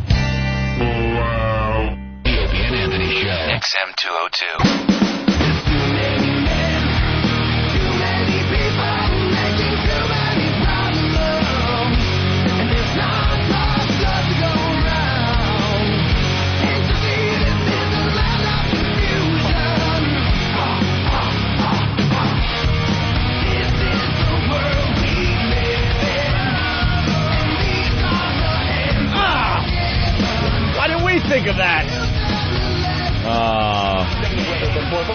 Go ahead, try it, because this could be something good for you. This is the chick we had on this morning. She's now on Fox and Friends, and she's about to do the weather. Okay. They found an angle for this girl. Philly's not on the map. Philly's not even on there. Thank you. D.C. Yeah. Over there. 68 degrees. Down in Charleston. Oh, where'd it go? It's gone. It's still We there. have no idea. It's still 56. there. Okay, good. All right. Okay. St. Louis. Yeah. 49. Okay. Let's see. San Antonio, 62. Yeah. And up here in Rapid City, 27. That's She's a natural. How about the West Coast, Lauren? Okay. Stand back. Okay. San Diego looks like 77. Good. Up here in Sacramento, 76. Up in Portland, 54. And this is the girl Colorado who's on our Springs, show. 44. Ladies and gentlemen, around the applause. All right, we're back with the Opie and Anthony program on XM Satellite Radio. Are they doing a better job with Lauren, Miss FHM 2005? Well, their viewers are able to see her. And you are from New Jersey. So right there, they're doing a better job. FHM magazine had a nationwide search for the cover girl or the magazine mascot? Miss 2005 FHM. He doesn't even know what she is. Thank you. When did you find out you won? At least we did our research. Energy. Congratulations. I'd love to stick it in your ass. It's amazing. I'm still kind of in shock. I don't believe it myself until I actually see that was the problem. She was in shock, which comes Opie. out in December. We should have just wrapped her in a blanket and kept her still. Right here. All right. Okay, thank you. Oh, there you go. So how fast did Playboy call and say, we want you to take your clothes off? Hey, we asked that. Hard question. No. Would you? No. Would you? No, I don't think I would ever do Playboy. Good girl. Fred? What is your voicemail? Let's see if they left a message. Just curious. Now, Lauren, you right now are single, right? You're living at home. Mm-hmm. Don't you feel as though now it's going to be... you are not. I know. Okay, so I know where this is going. No, but I'm thinking about our audience. Yeah, We're now in Norway and Sweden and Denmark. All right. For the Danes, it's going to be harder to get a date if I'm thinking like you, because people are going to be intimidated. I can't ask out Miss FHM. I'm still the same old person, though. They have pixelated out her butt, but she's wearing like panties. Full panties, yeah. She's got full panties on. They're showing her laying down. You barely see anything, but they've pixelated the back of her panties. How does your family feel about it? They're really, really supportive. They're People excited. are They're so so scared happy for me. shitless of the FCC. Yeah, he's not really. Because it's his my job biggest to fan. take care of Well, there you go. It's the same interview that we did. See, they're not going to get anything. Everybody's out of it. excited. Everybody's happy. Yes. So why don't you guys instant feedback, Fox and Friends? They're doing a horrendous job, too. Yawn. What do you want to do in the long term? After Miss FHM, and that's enough for anybody's lifestyle. Right. But do you want to be an actress, a singer, a dancer? You took a long I do all those things. Yeah, and none of them. No, I've always been interested in modeling and acting, so hopefully this will open up a couple doors for me down the road. But this is just wonderful. What are your obligations now? That's what we said. We asked her that. Bastards. We did the exact same interview. Say. Their interview's better because they got some really hot pictures of her that you can look at as she's giving the boring answers. Yeah. She's got Diners Club. She's got a Sears card. I have Greta-like questions, and you're jealous. All right, Lauren Harris, Miss FHM 2005. The magazine comes out very shortly. And they went How with... easy. I mean, I guess she's got to starve herself so she stays in shape. But I mean, you just show up and smile. I'm hot. You don't have to know anything or have any controversy. Wow, they went with the short interview, too. That was quick. See, we did short, they did short. They bailed. See? We're not the only ones. All right, getting back to the celebrity thing, the GPS, Anthony. Oh, is that where we were? Oh, my God, we went off on an hour tangent. But, yes, talking about celebrities today. And this GPS, another idea that a bunch of guys sitting around came up with. I don't know. I don't know if this one's going to take off. Put some celebrity voices. It's kind of like in that same genre as, I don't know, buying a star for your loved one. Or having a celebrity wish you a happy birthday. Who's the brilliant guy who came up with that star thing? That is just... How do you even get the rights to buy a star in your name? Right. And it's going to be named in the National Astronomy Registry, and it'll be your name.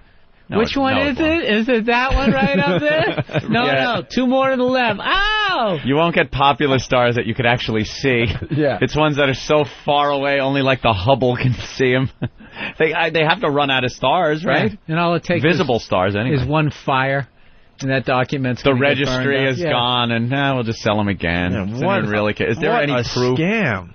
I That's want to yours? talk to people that bought a star. Like, Can you what claim it? What do you get? If some miraculous thing happened where tomorrow travel to other places, other stars, Like was instantaneous, would it still be legally yours? Scientists are looking up into the sky, and they're actually, somewhere, formulating, the Big Bang Theory, and they're actually naming, like, saying your name with that star. It's not happening. Yeah. I don't know. The Beth Jenkins is looking like it's going into the white dwarf phase, but the Bradley Smith is still a red giant. What? Travis, you got a star named after you? No, my ex-girlfriend bought me a star for Valentine's Day like 2 years ago. That's adorable. You get this huge like certificate that says where it is, and it gives you your points. Sky. Hey, can I see? Can you recreate the phony, excited look that you had on your face? Like, oh, honey, you shouldn't have. Oh, baby. And you can go online and try and find where your star is. Is Is it visible to the naked eye? Probably not. I have no idea. You didn't check? So what was going through your head when you were given this gift? So it was very sweet. We have a star now. It was my our star. God. It was their star. This is our star. You take out an acoustic guitar after that and play the song you wrote for her? Twinkle, twinkle, our star. Oh, that's adorable. Travis has a star. So the Travis star. You haven't found it yet, though. No. Maybe it doesn't exist. The Travis Connor star. And how do you find it? They give you like the dawning.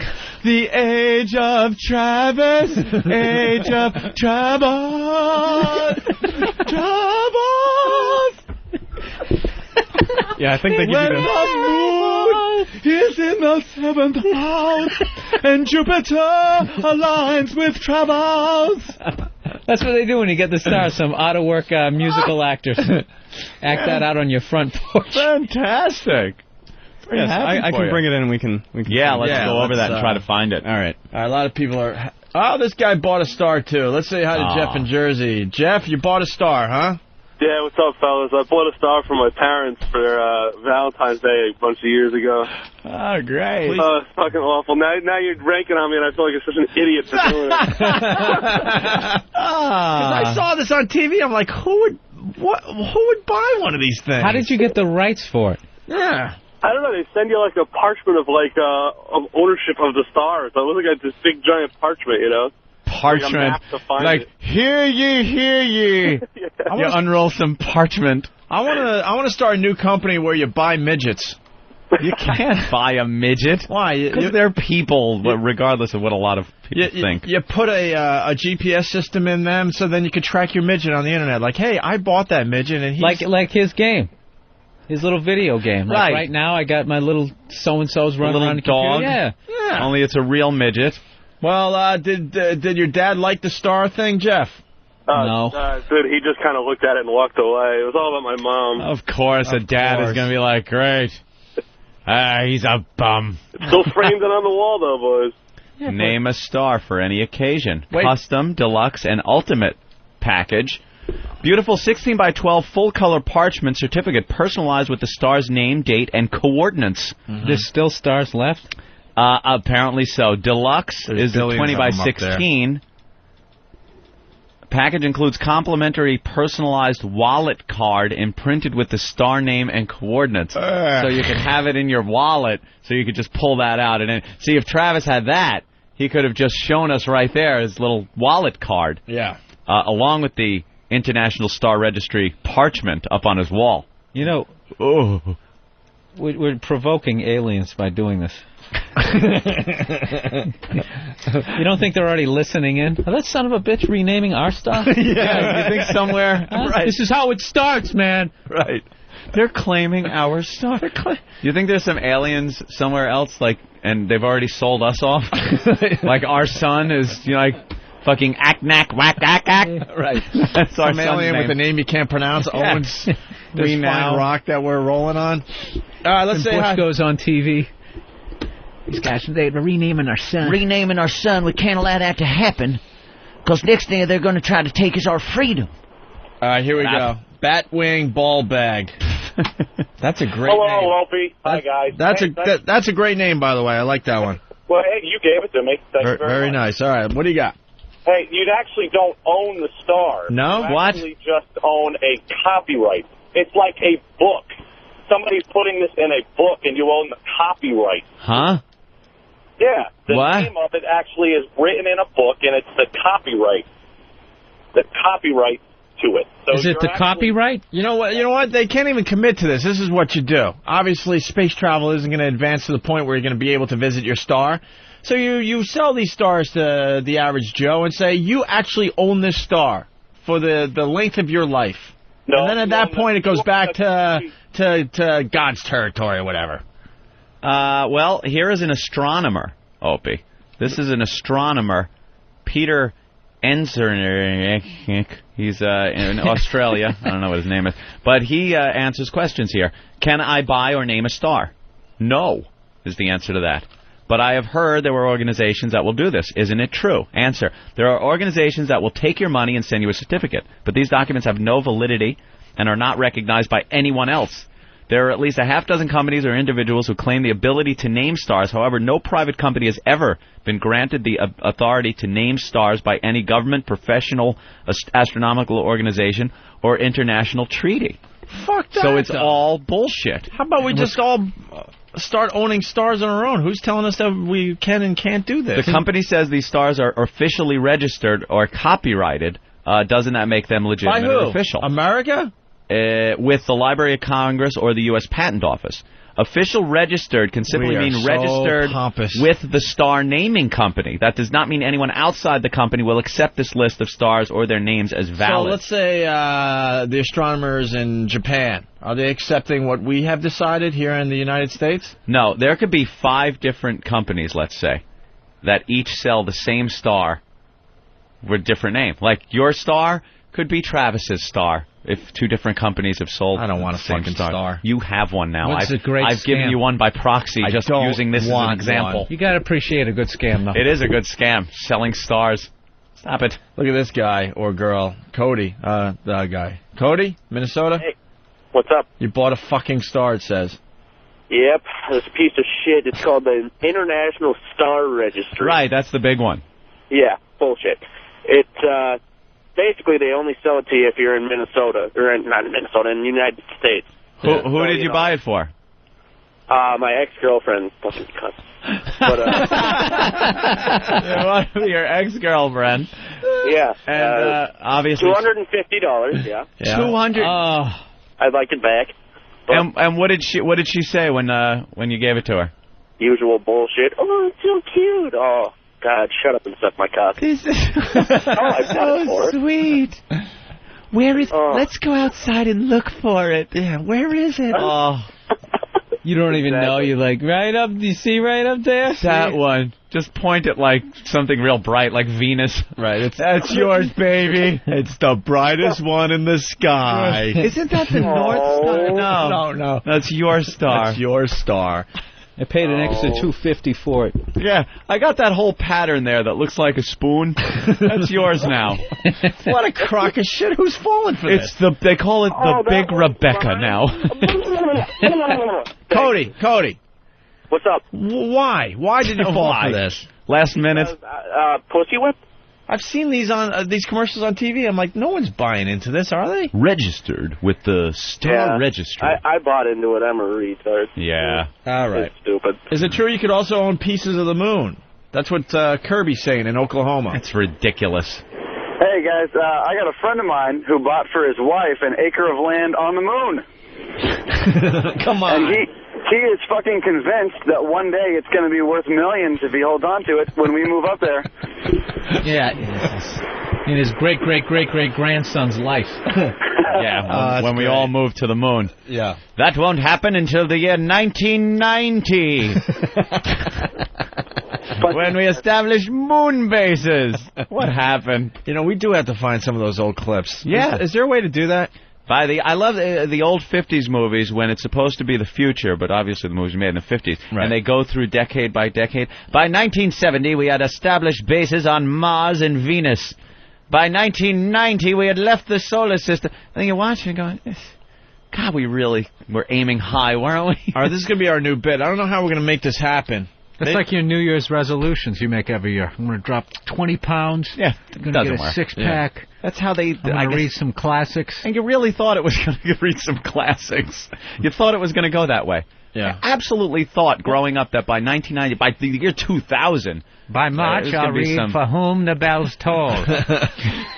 You thought it was going to be something going on. Why don't we try to figure this out, though? Eric, you think you could do it? Or maybe we get the listeners involved? Get those old movies and those old news clips where they're telling us what's going to happen in the future. Star Trek has a few. I know Star Trek has, like, by 1980... You know, your third world war that happened in, like, 1975. Right. It would be very interesting to get some of these clips from the old movies and the old news programs and stuff and see how accurate they actually were. Mm-hmm. There's some comic used to do, I don't even know who it was, but used to do a funny bit about Star Trek, which is kind of a hacky comic subject, but it was always the three-person rule in Star Trek, two of which had to be Earthlings, and then they had to have the alien guy. So it's like, you know, you're Julius Caesar, you're Abraham Lincoln, and Vulcan's Amako Choko. You know, had to throw that alien guy in from Rigel 7. Star thing is completely fake. Yeah, stop. This is how Indians lost America. Why we're selling off land? Can we... this guy has a very good question in Virginia. Jason, what's up? Hey, guys. Ant, you'd be the expert on this, but do you think you could buy a black hole and name it Robin? Fred got me a black hole and ended up Robin. Now she's in a dunking booth doing the news. Ugh. They ripped me off. It's my star. Wife, all right, we'll do one more of these, and then we got to get to the celebrity thing, because now there's a new thing. Look at us. Because we were talking about how celebrities could call you on your birthday. Well, now they're doing it with the GPS, right? Birthday. Let's say hi to Corey in Georgia. That would be your cue, Corey. You're on. Corey. Dory. Georgia. Maury. Wife bought me a star. You're from Georgia? Yeah, you. What's your name? Corey. What? Corey. That's what we were saying. What were you listening to, my friend? I was listening to you. I just couldn't get through. I was saying hello. Your pants are on just fire. Just got done taking a great big Howard down here in Georgia. Big Howard in the toilet. We get it. It says it twice. We get it, dude. We're trying to help you, Did you buy your wife a star, sir? No, my wife bought me a star. It was also the best blowjob I got that night, man. I said, baby, you're the only star I need. Ugh. The best. Oh, she just went to... Wow. Damn. Holy shit, don't do that while I'm driving. I'll have a real crash. Still not impressed with the phone calls we get from Georgia, I got to tell you. What's that? I'm not impressed with the calls we get from Georgia. Georgia usually, a little shaky. Really bad call. A little shaky. I don't think they understand the program yet. Anthony, so now we got celebrities doing the GPS thing, and we found a Mr. T one. Yeah, there's a couple over there. Mr. T. Now, this is what you need. Normal GPS has a generic female voice. She's really hot sounding. It's just, left turn, next left, continue on this highway, and then it's not distracting. It's nice, pleasant. That's it. Subtly aroused. Yes. The last thing you need is Mr. T yelling at you when you're driving. Because everyone's a little on edge when they're driving. Especially if you're driving somewhere new where you need a navigation system. It's obviously somewhere you haven't been before. That's why they were smart when they invented the GPS, to get a very soft voice. Yes. To help you along on your commute. Next left. Right. Very like soft. That. Yeah, you're still losing your mind, though. Fuck you. Fuck. Make a mistake and it has you turning around. You ever start talking back to it like, I know! Oh, yeah. Thank you. The miles thing is always off, too. They'll be like, make a left in 0.03 miles. And so now you're looking at your odometer, you're not missing the turn.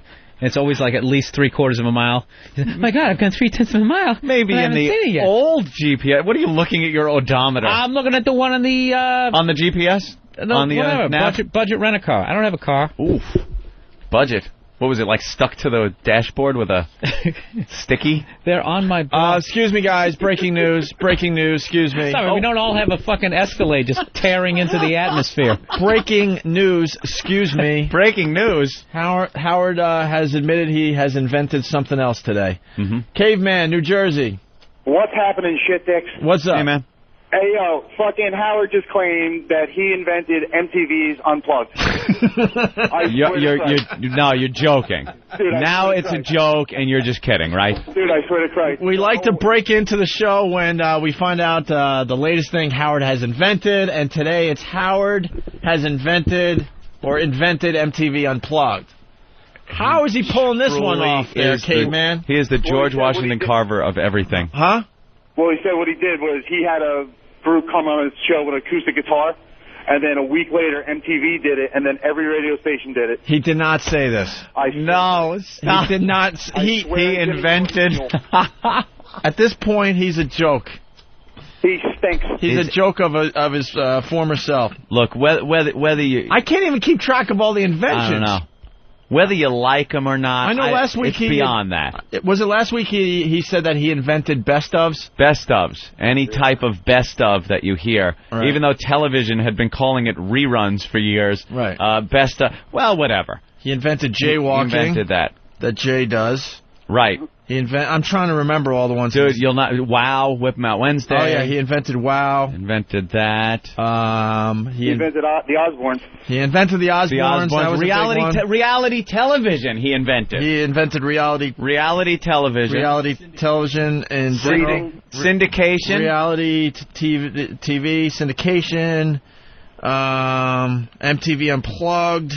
Got to get all these down. Polio vaccine. What else? That was Jonas Stern. Oh, he invented breathing. That's right. Forgot about that. Breathing. Walking upright. Tell him, Fred. What else, Anthony? Walking upright.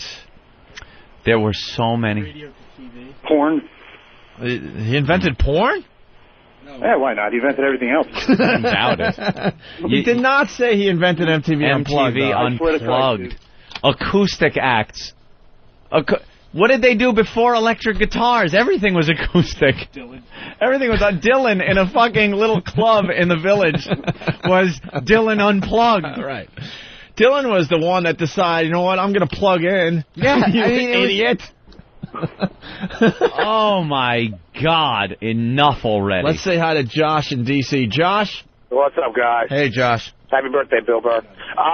He's now justifying the fact that he had Unplugged first by playing all these acoustic songs, all these acts that have come on the show already. Oh, my God. People... So he feels the need that he has to prove himself to all the listeners to prove that he's, the man that invented everything. Ooh. Do you guys call him up when he starts down this road? Yeah, doesn't anyone call him out on this shit? And say, look, Howard, you're full of shit, you're delusional, you're losing your fucking mind, you can't... I think he busies out his life because you can't get through. You can't be... our listeners get through all the time and drive them nuts. Every time he claims he invents something, you try to dial in and it's just busy. Well, this guy makes a great point, Fred from Jersey. Howard actually copied Best of Carson.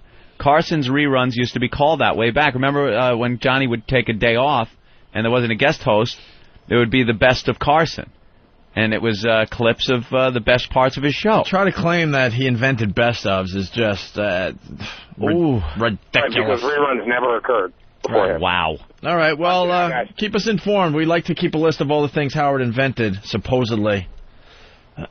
One more thing. Rich in Georgia. Go ahead. Hey, trying to vindicate Georgia here, man, but you guys forgot a real important one. Yeah. He invented calling in shows. He invented what? Calling in shows, man. He's been calling them in for years. I'm actually from New York. It means phoning it in. Yeah, phoning it in, or, well, thank you, Georgia. Out. Oh, that's right. He also claimed that he invented, go ahead, Chris, I'll let you say it. Chris from PA. The Everyone Hates Chris show, that Chris Rock show, he says that was his idea because Howard Stern in the high school years. Yeah, that's He says that they stole that idea from him also. That's right. Holy shit, I thought they stole it from the Wonder Years and Everybody Loves Raymond. Yeah. Isn't it the Wonder Years? Now he's claiming Chris Rock stole his life, idea, and now he says stole his upbringing. His ideas on the air. People don't have time to listen to Howard. Howard is so paranoid. He thinks all these creative people are sitting back listening to Howard every morning so they could get their next idea. People don't have time. Chris stole his childhood. Yeah. If it wasn't for him, it wouldn't be a world, it seems like. All right. Thank you, sir. I forgot about that one. I got to add that to the list. The new Chris Rock show he invented. New Chris Rock show. I am stunned. All right. So, getting back to this. Oh, you got the audio? Yeah, let's listen in on this. Bands never, ever took an acoustic guitar, brought it in, and played on the radio. Led Zeppelin 3. We started doing it all the way back to NBC days. Could you stop this? DC 101. And in DC... I have at home Zeppelin playing on radio on the BBC. Dude, stop. Back Alan Freed would have people come in and go, do up, do up, do up, do up, do. And the only reason these big acts would come in, especially in the early days, you know, and play acoustically, is because they couldn't get all that equipment into a radio station. Exactly. Oh my God, he's losing his. He's fucking really mind. going crazy, and I don't want to start feeling sorry for him. It's getting close. It's getting very close. When I start feeling bad for somebody, wow, all right, he's losing his fucking mind. Let's listen a little more, and we'll give him the benefit of the doubt. Go ahead. To NBC days. DC 101. And in DC 101 as well. And all of a sudden you saw a burst of sudden genius, like on MTV. They started having artists in to do it, and then all the other radio stations started doing it. Today it is... MTV built a whole series on Shut up, you fucking hole! It's so commonplace now to hear a guy come in with a guitar and play a stripped-down acoustic version. I'm telling you the truth. When I was on in Washington, D.C., it was never heard of. And I remember I used to receive such accolades because it occurred to me that people could come in with just a guitar. He's officially a crazy old fuck. He is a crazy bastard. How do you go on and claim this? How do you claim that? It's like buying a star. It's just like buying a star. I have a certificate of authenticity on Unplugged Acts, Robin. Tell him, Fred. I invented buying back stars. from the NBC days, DC 101, DC 101 days. Back when I was in Roosevelt. Woo-hoo. Tell him, Fred. Fred ain't saying shit. He even knows you're delusional. God. Holy crap. Well, he's losing his mind. All right. He understands. He invented Unplugged now. There is a lot of pressure. I can't keep up with all his inventions. With him going over to satellite, a lot of pressure. Howard Einstein. There's going to be a huge decrease in his audience size, and he's a little freaked out about it. And he's, right now, this is a man trying to justify his career. He's trying to justify his life and his career and give it some validation in his waning days. That's what he's doing. And now he's claiming ownership of MTV Unplugged and any Unplugged. Well, good luck, Howie. Don't make us find examples of other performers playing Unplugged before. Wow. You got into radio.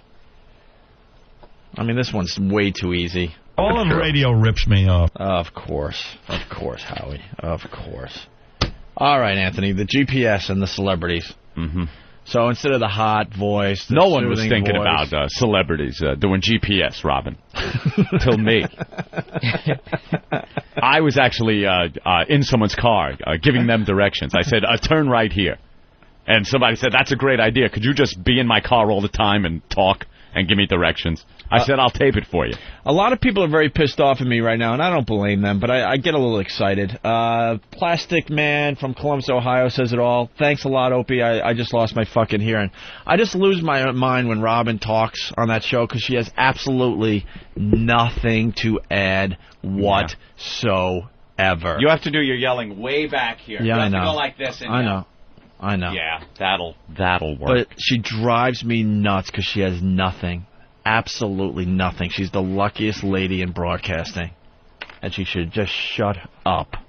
How many times does Scotzo have people on? Well, you know what? And play acoustically. Why don't we get Black Earl on the phone? Black Earl will know. Maybe we'll bore the shit out of people with this, but we were lucky enough to work for a radio station called WNEW. one of the first rock stations in America. They had an archive. Remember the archive?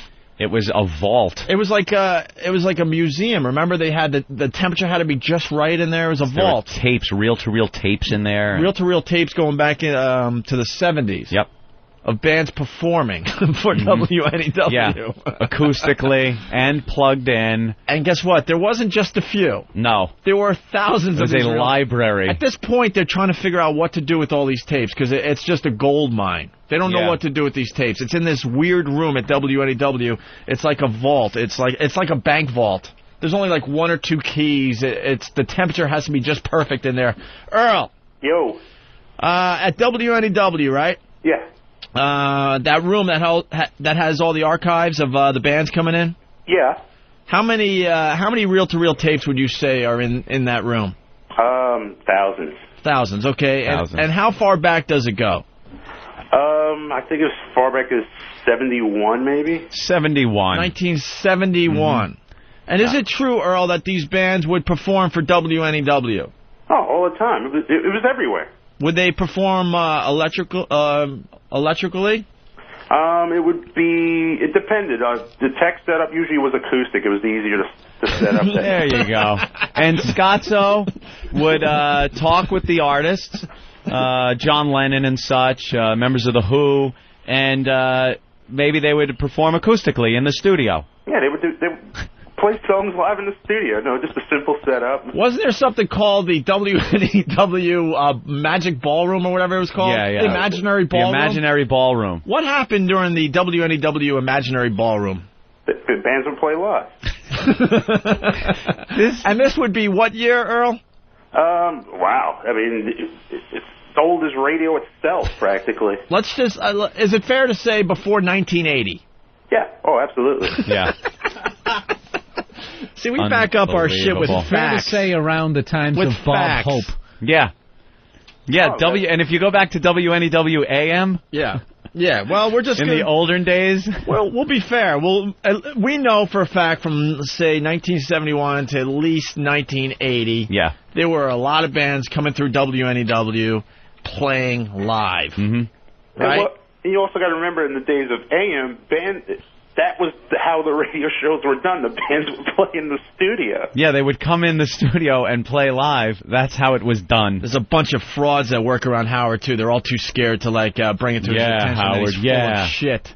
What does he say? They all just sit there and kiss his ass and lick his asshole. Earl, he just said, just moments ago, that he invented MTV Unplugged. Because before him, no one was playing acoustically on his show. Yeah, no one had an artist come on a radio show with an acoustic guitar and just play and sing on the radio like that. And after he did it, MTV ripped that off and started the MTV Unplugged. Like 80% of Led Zeppelin's third album was acoustic. Acoustic. Now he's just talking crazy.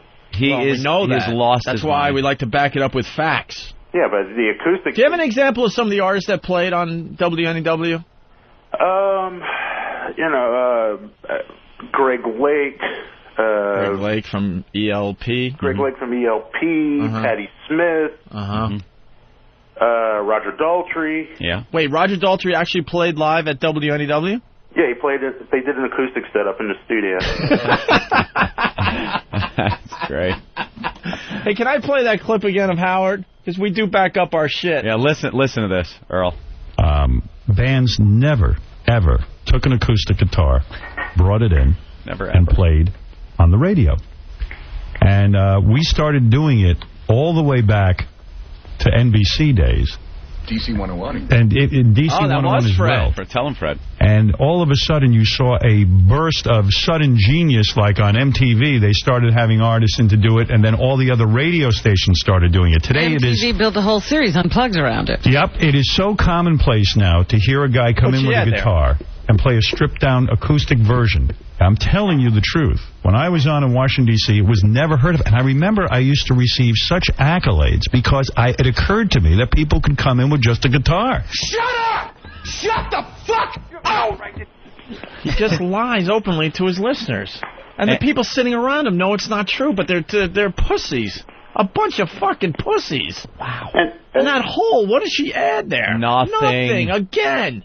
And guys, the other stations, other FM rock stations, were doing this across the country as well. I mean, K-Rock LA must have tons of tapes. Yeah, but K-Rock LA, we're being fair. Since Howard started broadcasting. Yeah. K-Rock LA was after Howard started broadcasting, right? Probably, yeah. So, I mean, we have a good example, WNEW. We all worked there. We saw the vault. It's sick how unbelievable this thing is. They got all sorts of very, very rare recordings. They should do something with that. They still don't know what to do. They should just hand it over to a record company and let them figure it out. And all these bands were coming through WNEW and playing acoustically, including Roger Daltrey. So, I mean... Yeah, hey guys, remember the BBC sessions too, going back to at least 1966. If memory serves, didn't Led Zeppelin release an entire album of stuff they did live on the BBC? I got that. Fucking incredible. I got that. And then we got Ben in the studio. WBCN was doing the exact same thing back in the day. They had Aerosmith doing that stuff in like 1973 when their first album came out. Aerosmith, BCN, acoustic. Bruce Springsteen at BCN when they were on the top of the Peru and Born to Run was out, like 1975. I mean, BCN was back from they started in 68, like NEW. No one, you heard him. No one ever. Yeah, no one ever, never took an acoustic guitar. He's the biggest fraud in radio, and people have to start figuring that out and realizing that. They just kept making acoustic instruments for some reason, but no one was using them. Another one, Boston's 1976, their first album came out. They did a thing with BCN when I remember that with like Hitch a Ride was acoustic back then. BCN has all those old tapes too. But he realized that a guy could just come in with an acoustic. He realized that he could just come in with an acoustic guitar. Look, he's lost his mind. He's lost his mind. What do you think they have a tambourine for? Huh? That's for the drummer when they come in. Right. Shit's going to be too loud. Earl? Yes. Thank you, sir. You just proved our point, which is making Blood Fart very, very annoyed today. Blood Fart. What's up, gentlemen? Hey, how are you? I'm okay. I'm actually absolutely a huge fan of the show. And Blood Fart, you're not being honest, because I know what you're going to say. You're going to say, why bring Stern up every day? Do we bring up Stern every day? Well, for the most part, do we bring up Stern every day? You're preaching the choir, Ope. I know, but we don't bring. But you guys exaggerate with your shit, and it's getting annoying. First of all, we don't bring up Stern every day. And secondly, the other issue some of the fans on Whackbag had was we're spending too much time talking about the assault on the media. That's not true either. Okay. So keep it between the lines. We don't bring them up every day. It's not every day. It's whenever something like this comes up, some bit of hypocrisy that no one seems to want to point out, that this jackass is going on the air and just bullshitting on a daily basis. And we want to take the opportunity when it does happen to point it out, to show people that the guy's a fucking fraud. What's the problem with that? Yeah, Blood Fart, he's been getting away with murder, and there's a lot at stake here as he moves to satellite radio. To who? Yeah. To whom? Maybe to the brand new audience on DirecTV that has no clue who we are and was just going past the channels and went, who are these guys? Okay. Maybe it's not always about you, Blood Fart. It is all about you, boys. I love you. Later. All right. Thank you. He's on the message board. Attack. No. Attack Blood Fart. You know what, by the way? I like some of his posts. I'm banning him. No, I like Blood Fart. I really do. And I like him. No, stop. Next time, he is banned. All right, good. That's the way to handle that, I think. Bill, any problem with what was just done there? No. I think you handled that perfectly, okay? It's just that we have to point this stuff out. You know, Howard tried to beat us up when we first came to New York. It never happened. It never will happen. And as we move forward, now that we don't work for the same fucking company, and where he could strong-arm us with the big bosses behind the scenes, now this is what we do. Now we point it out every single day if we have to. That's how it works. And if you don't like it, listen to something else. Elton John released an entire album in 1970 that was recorded from a session on the old station in New York City with Dave Herman hosting. It was all acoustic. In 1956, Buddy Holly went into radio stations throughout the Midwest and performed his songs on acoustic guitar.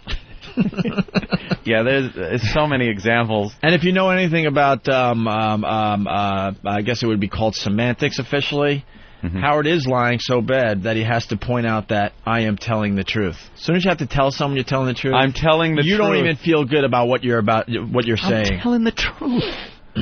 because he knows. How that come the, Bill mail isn't saying comes in. shit? Is he afraid of not having a spot on Howie's show after you guys self-destruct? Comics never like bad-mouthing anybody And with that's the fine. show. I never got into a battle with him. Even Jimmy Norton. That's like when Rogan came in and he trashed...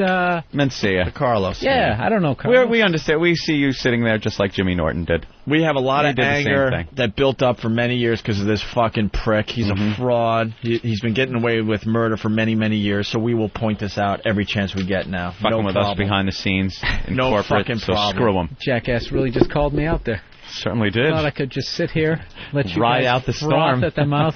It's all right. As I do every other day. And make sure you call Howard and remind him that he did not invent this. It'll drive him nuts. Everyone knows. It'll drive him nuts again. David Lee Roth is the future, anyway, of radio. So of course, we're all scared of David Lee Roth. He'll be the next one we're scared of. Ouch.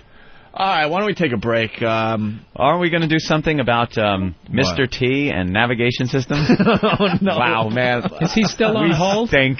We fucking stink.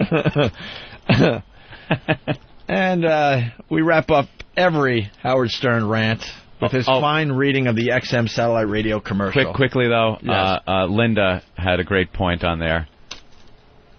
On line 4. Linda?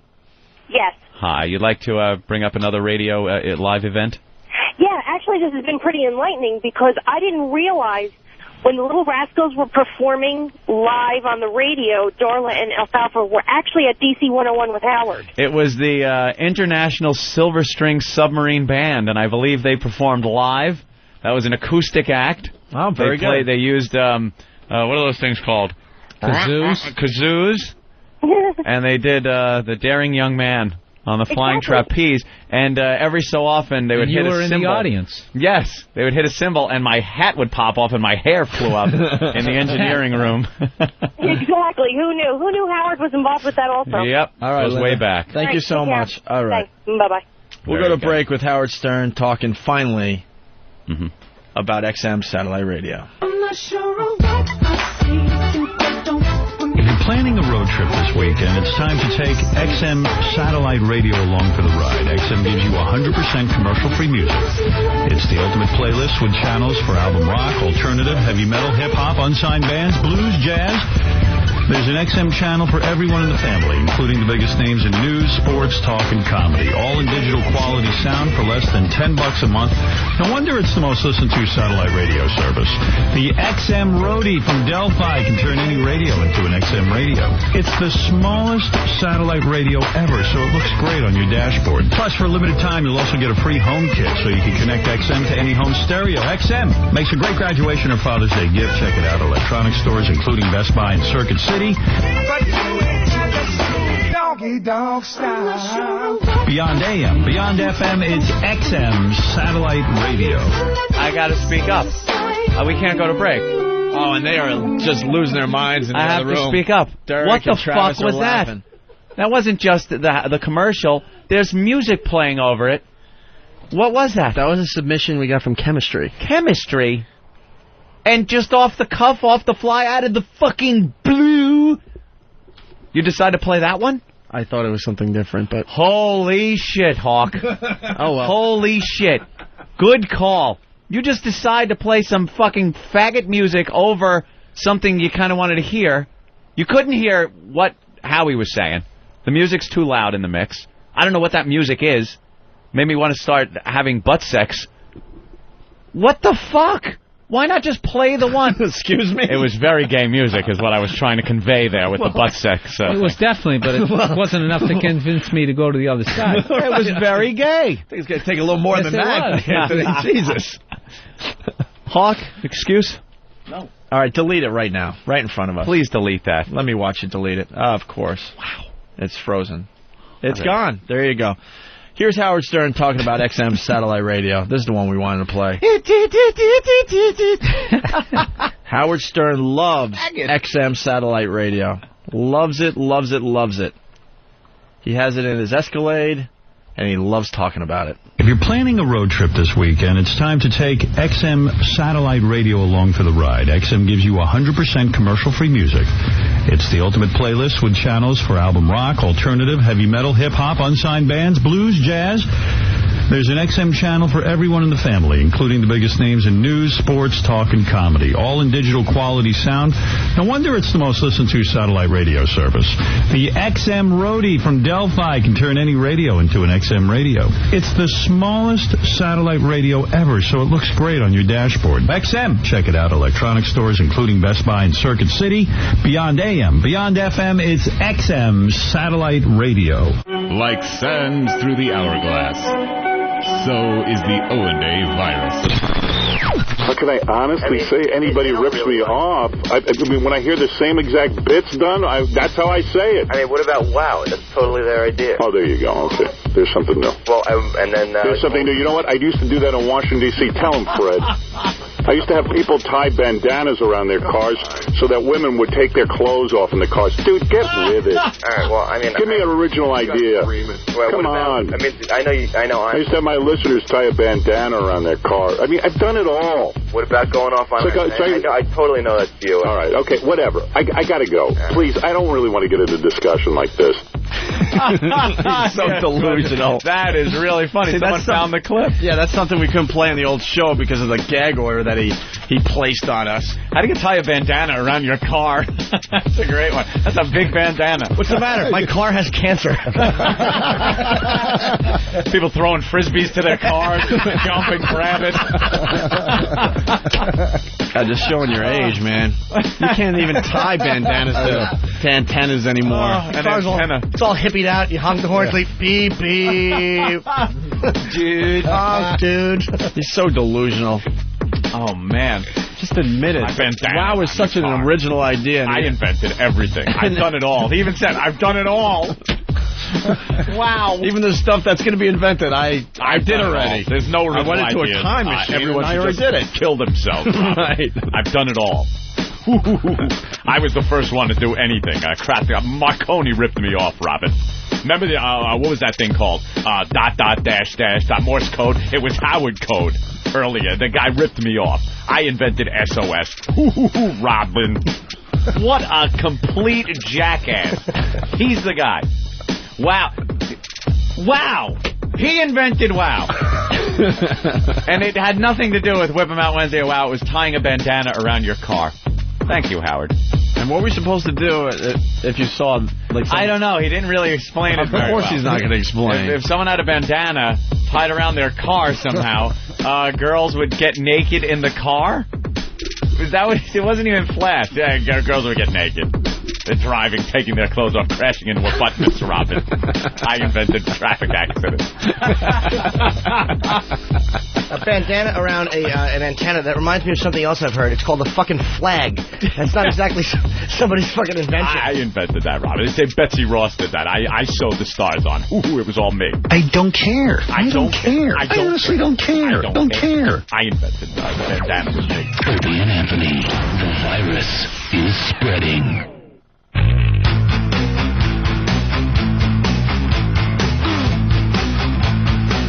I like this instant feedback from James in Georgia. Big comeback for Georgia today. Hey, fellas, just had a thought. I can now TiVo your show and listen to it whenever the hell I want. Thank you, DirecTV. That's right. That's a great feature. You got a TiVo, or does DirecTV have the DVR kind of thing yet? I don't know. I'm sure they will in no time. That's the one problem with the MiFi. You can't really rewind or fast forward. Yep. So, like, our show, for example, is saved in chunks. So if we go an hour without a break, that's one chunk, and you can't like fast forward or rewind within that chunk. You know what I mean? And we've been working on. We're trying to figure out something where maybe the display changes throughout the show, so then it's broken into lesser chunks. Can't you fast forward? But it's like no, it goes from chunk to chunk. Whole chunk. Yeah, it goes from chunk to chunk basically. Yeah, like you record a channel, let's say on your MiFi. And when I'm in the car, it's all about Ethel, let's say, and then all of a sudden I got a bunch of songs on there, and I could either skip, forward or backwards, depending on what song I want to listen to. Right. But you can't like fast forward within the song or rewind within the song. They should invent something. Yeah, I think it's on the way, but the point I'm making with this whole DirecTV thing, now that problem is solved because you TiVo the show, and then when we're boring, when that segment is just not going anywhere. I'm going to fast forward 10 minutes and see if they got better. See what they did. See what they do now. So, just love the DirecTV deal. It's awesome for us. Mm-hmm. Absolutely. All right, you want to get to the GPS audio? We were headed there. Somewhere. Oh, no. Scott Ferrall. I got DirecTV. It rocks. I got all the games going. I got porno. I got you now. It's ridiculous. Where are you working these days? Well, I'm still doing the Fox Sports Radio thing, and, I'm having a huge bash in Miami on 142. It'll be on all weekend. I'm going to be going to the last NASCAR race at Homestead, and they're going to crown Tony Stewart the champion on Sunday. Saturday Busch race, I'm hitting the Miami Canes, Georgia Tech football game at the Orange Bowl with all the Cuban hotties. Woo! Hey, we have your pal Bill Burr in studio today. That's cool, man. I guess both the Yankees and Red Sox blow, huh? Yeah, but A-Rod is the MVP. Yeah, he blows, too. What a pussy. Oh, you don't like A-Rod? He's got no rings, and he talks a lot, and he stood there and held the bat for 5 days in October. It was torture for me. I was drinking shots of goose. Well... I almost had a heart attack watching them lose. Jesus, it was awful. Just what the White Sox did to everybody was unbelievable. They're killing everybody. Hey, look at the Giants. All their owners are dying off, and then that game last week sucked against the Vikings. God, I'm glad I'm going to South Beach. I need to look at all those titties down there and get some sun. Yeah, the Giants looked awful last week. And it always ends with pussy. Yeah, I know. Pussy or booze. And their co-owner died last night, I guess, huh? Yeah, Tish family lost their father, Bob Tish. He was 79. He had brain cancer, and of course Mara had passed, I don't know, a month ago. And it was just a bummer. I was at that game, and it was just torture. Sharper had a 90-yard pick for a touchdown, a punt return for a touchdown they had in the game, a kickoff return for a touchdown. Manning threw 4 picks and still tied the game when they went for 2 late in the game, and then they lose on the field goal. Yeah. It was crazy. The beer ended up giving me a hangover just losing that way. I've never seen a team lose that way. He wraps it up with beer or beer or pussy. I love it. It's the only way it's going to go. Fucking rock, Ferrall. Honest to God, I'm hitting, I called all my boys down in Miami. I'm hitting Scarlett's, the Versace room. I'm taking down a bunch of raw spenders from New York to just blow money and look at hotties and get boob plus crow poured all over us naked in a hot strip club. On Saturday, now we're going to Joe's Stone Crab. We're going to eat crabs and claws and everything else until we're blue in the face. We're going to just be busting off rounds. Anybody that wants to party with us, go to Homestead Speedway on Sunday. I'm doing shows there Saturday morning, Sunday morning. They'll both be hangover shows. Count on it, and I hope Fez... What do you think about the Iraqi war? How's Fez, man? Is he cool? Fezzy's all right, yeah. Well, send him my love, and I was really sorry to hear about that. You guys have it your way. You're kicking ass on TV now, too. I'm digging it. I got to run, and I'll see you freaks in Miami. You bitches better come and party with me. No. You guys are soft. All right, Scott. You guys, that'd be cool. All right, there you go. Scott Ferrall. I just want to say hi. All right. Damn, Bill fucking finds that. Yeah, we've been talking to him for years. I never noticed. He just wraps everything up with booze or pussy. Yeah. What do you think he's talking about? No, I can't wait for him to call back. We didn't find any weapons of mass destruction. I'm sitting here with my cock in my hand. We need some sort of exit strategy. I gotta have a drink. Can't wait to hear him now. I heard that Mr. T's doing the navigation system on some of the vehicles. He's going to be screaming directions out at you, left turn, right turn. It's going to be great. It's going to be pretty annoying when I listen to it after about a quart of fucking Jameson. And a chick sitting in the passenger seat with her muff showing. Anyways, the Giants had a rough game.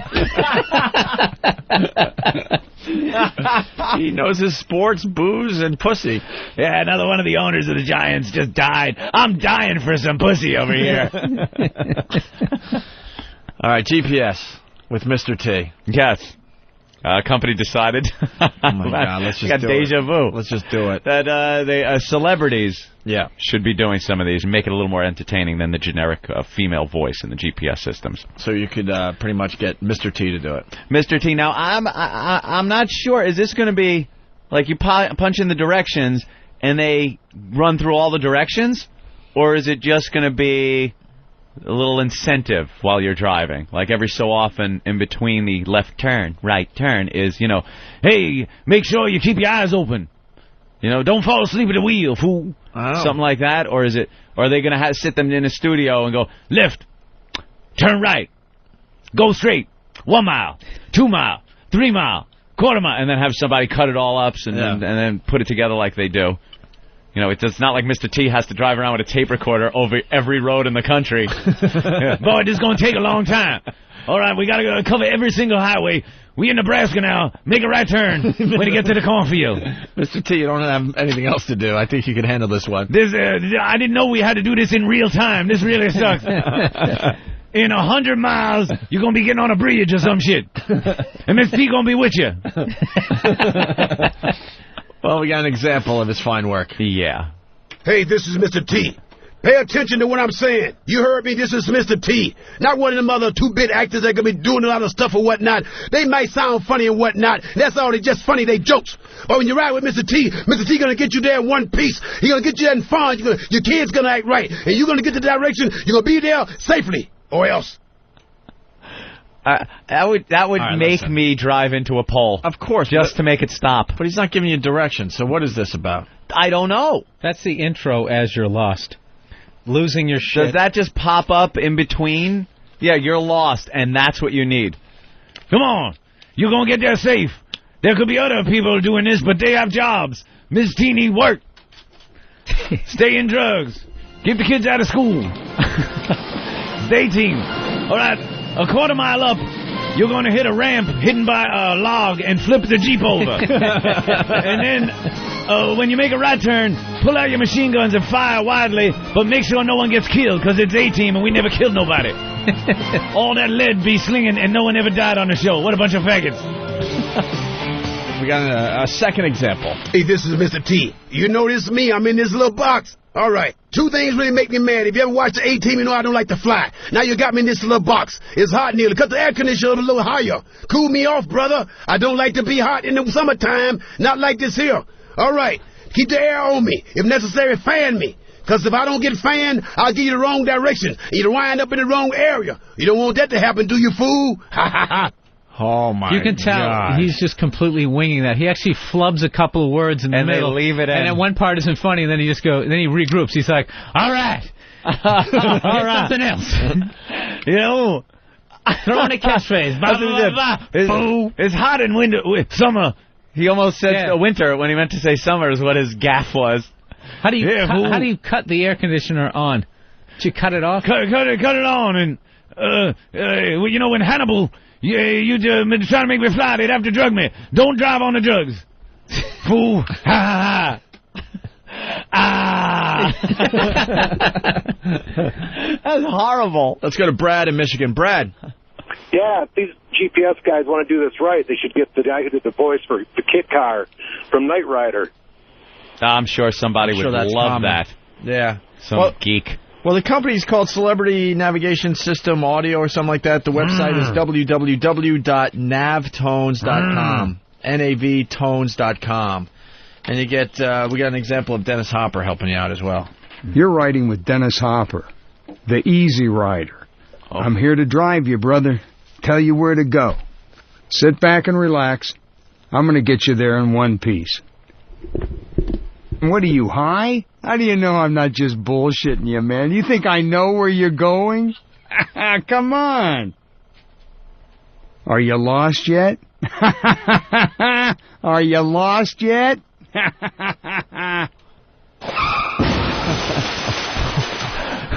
Wow. Is there such thing as selling out anymore? Does anybody even, like... I thought Dennis Hopper standard anymore? Still had some kind of career or something. A name. That is... How great was he in True Romance? Fantastic. Incredible actor. Sitting there. Are you lost yet? Walking. Are you lost yet? About the Sicilians. Twice. What are you, high? Ugh. Well, we have Burt Reynolds, too. Oh. Hi, this is Burt Reynolds. You see this navigational system that cost you probably $25,000? Well, no, it really does. It looks like it costs that much. I suggest you eat it and then cut it out and sell it for $1.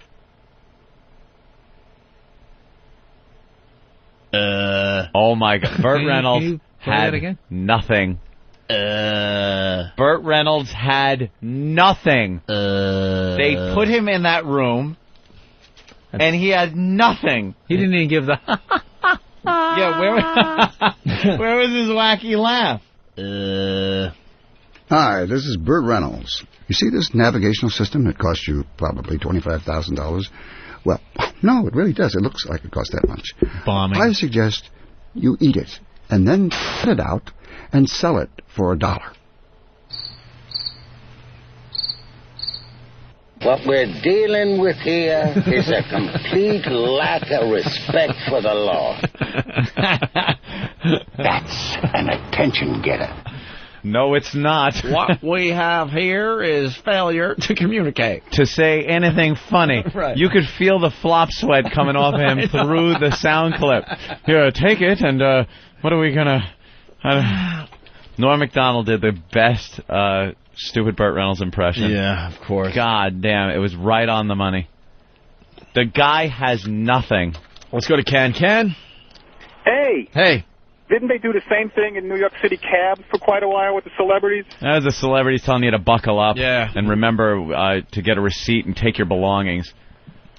Oh. Yeah, we all said it was annoying, and they got rid of it. That's all I got. I'm punching out. We should have some people from the show He had do more it. than Burt Reynolds had. Why don't we have show people do it from our show? Big A. When the mile make a... You're missing your turn. Yeah, there it was.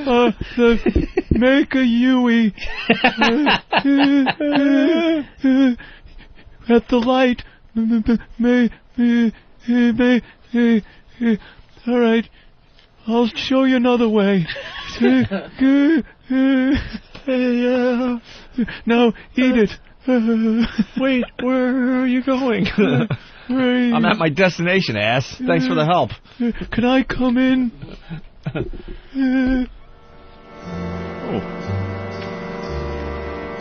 Why do we have Is that Bruce? In a suit? My God, man. Taxi? My Yes, God, from man. Taxi. Yes. All right, Anthony, wacky big sandwich bit. What?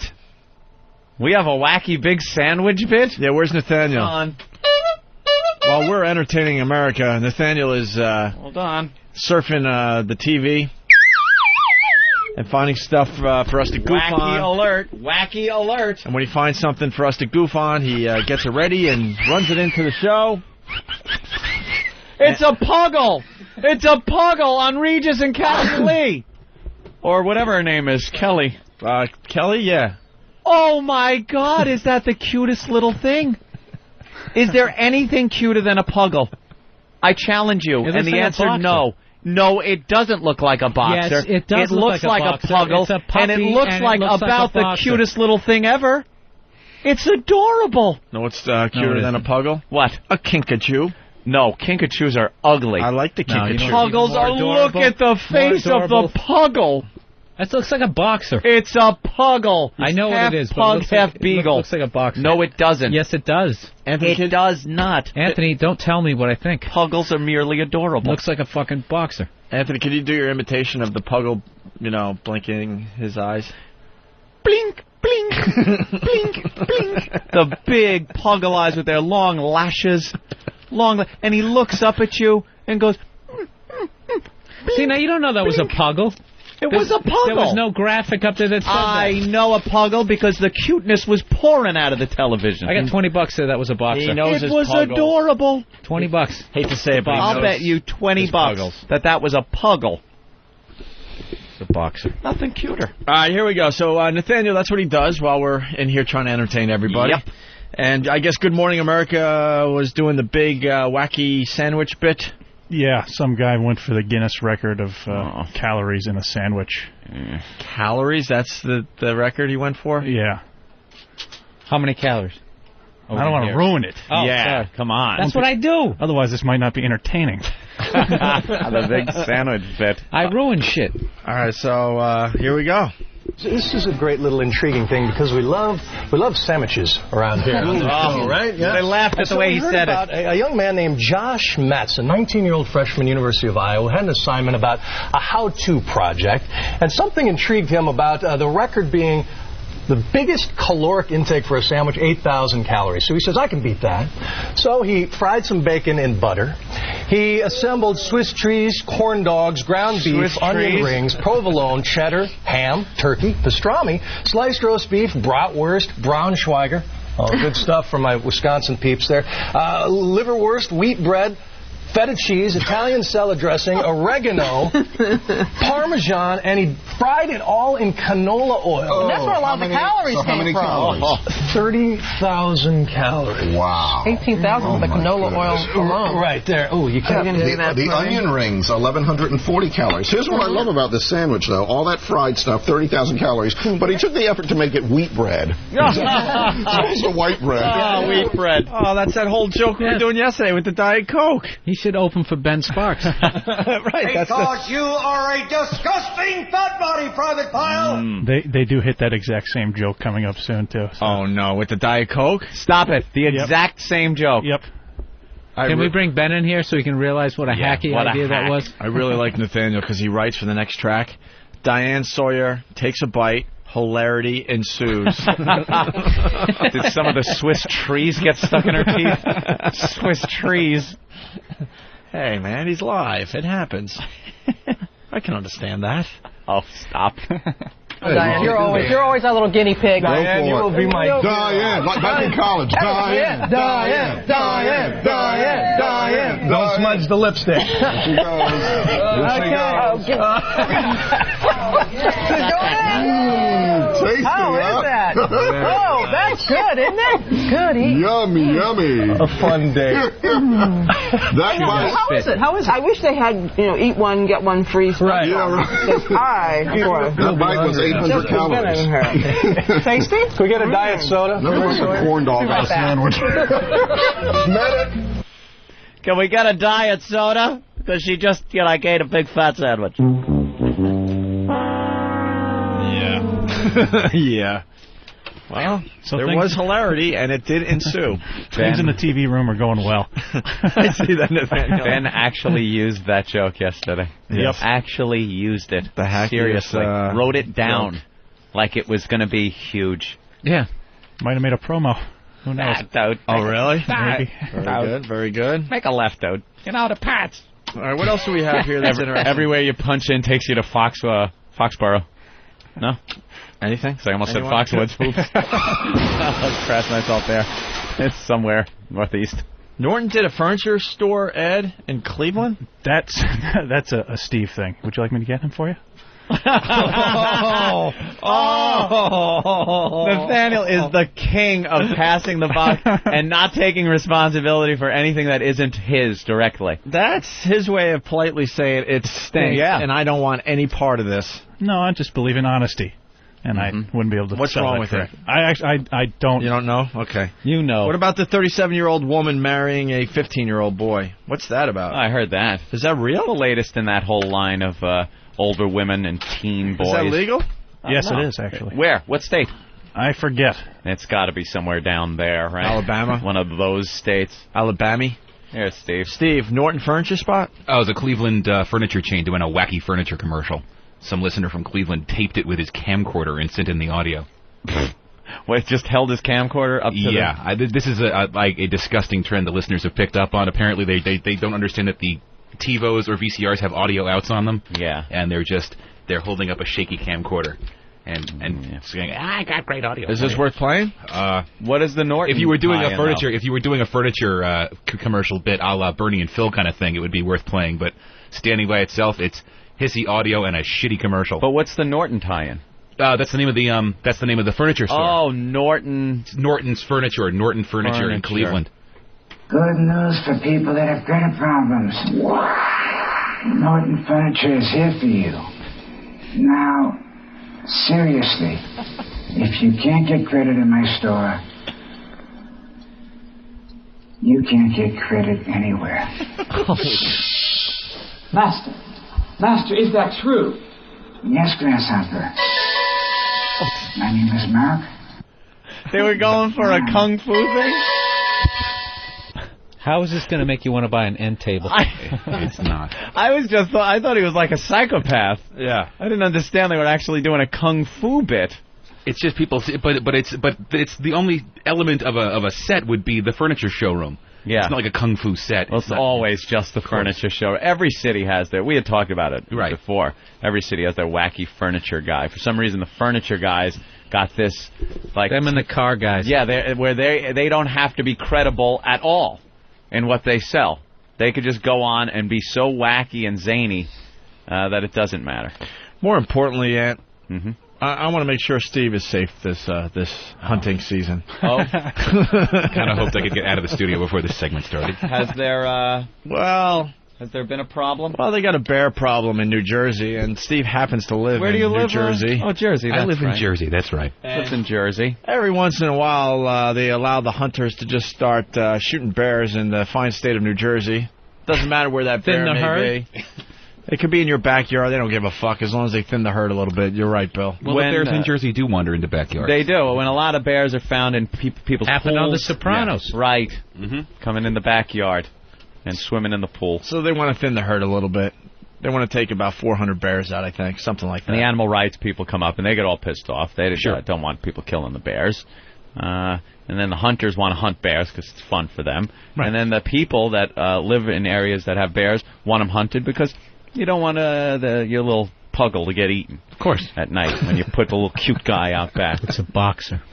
Well, yeah, it's one thing. It's one thing to want the actual, to not want to hurt the bears, but it's another thing when a 500, 600-pound bear is staring you down in your backyard because it just happened to. Is that going to happen in your neighborhood though? No, it happens in neighborhoods where people want to be in the woods by themselves, and then they're annoyed because they're actually living with wildlife. There's too many people, anyways. Well, it happens in the suburbs in Jersey. I mean, not necessarily where I live because that's pretty close. It wasn't the suburbs when they started building, my friend. That's it was bear territory. Urban sprawl. It was bear territory. Urban sprawl. And I think it's time the bears took their fucking land back.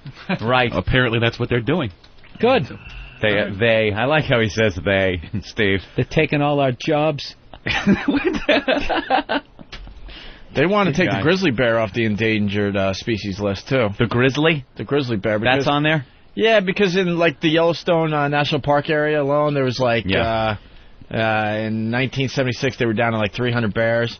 And now it's up to over 600, so they feel like they've made a huge comeback and they don't need to be on the endangered species list. They've only increased by something like that. It was on 100%. It was on Yahoo, if you can find the story there. And that's enough? That's enough. That's enough bears for... Yeah.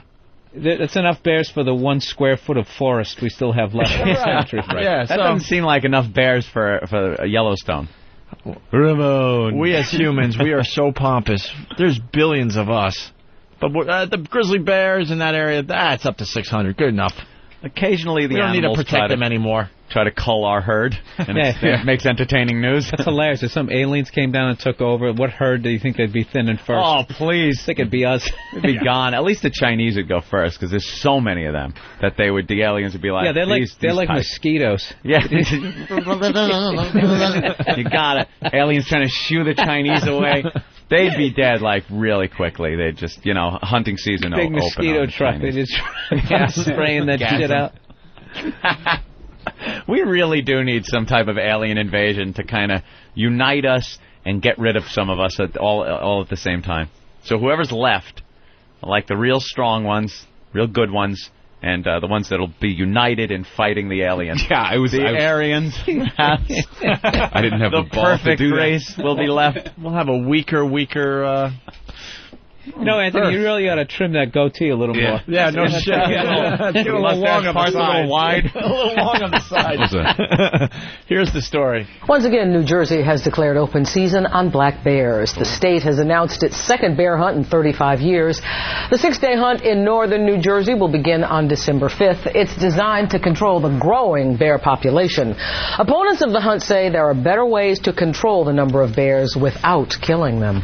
Yes, of course. That's a fight they have every couple of years in Jersey. So, do we have audio of the hunters going out and Shooting at the bears? Oh, no, I don't want to hear that. Someone sent me a video clip. It might have actually been Buffalo Paul of a bear that had got itself up in a tree in Jersey, and what they did was they put a trampoline underneath the tree that the bear had crawled up, and then shot it with tranquilizers until the bear fell out of the tree and bounced off the trampoline. Oh, they were helping him. They're trying to be nice. The little guy relocate him. Oh! This is audio of the bear hunt?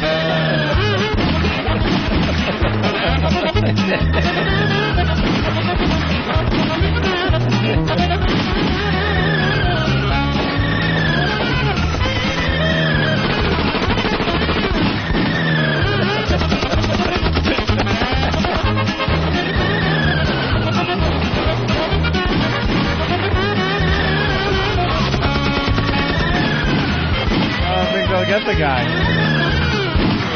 Sounds harrowing. Must have been very nerve-wracking. Was this all in fast motion? Hey, you can't take that hunting. Oh, foul.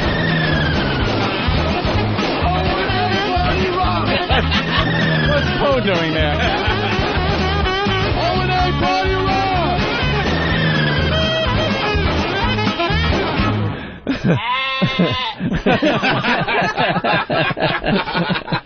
Wow, the chase was on. It certainly was. Glad to see you're okay. They missed. I have bulletproof glass on my hybrid. That's so stupid, but it's funny.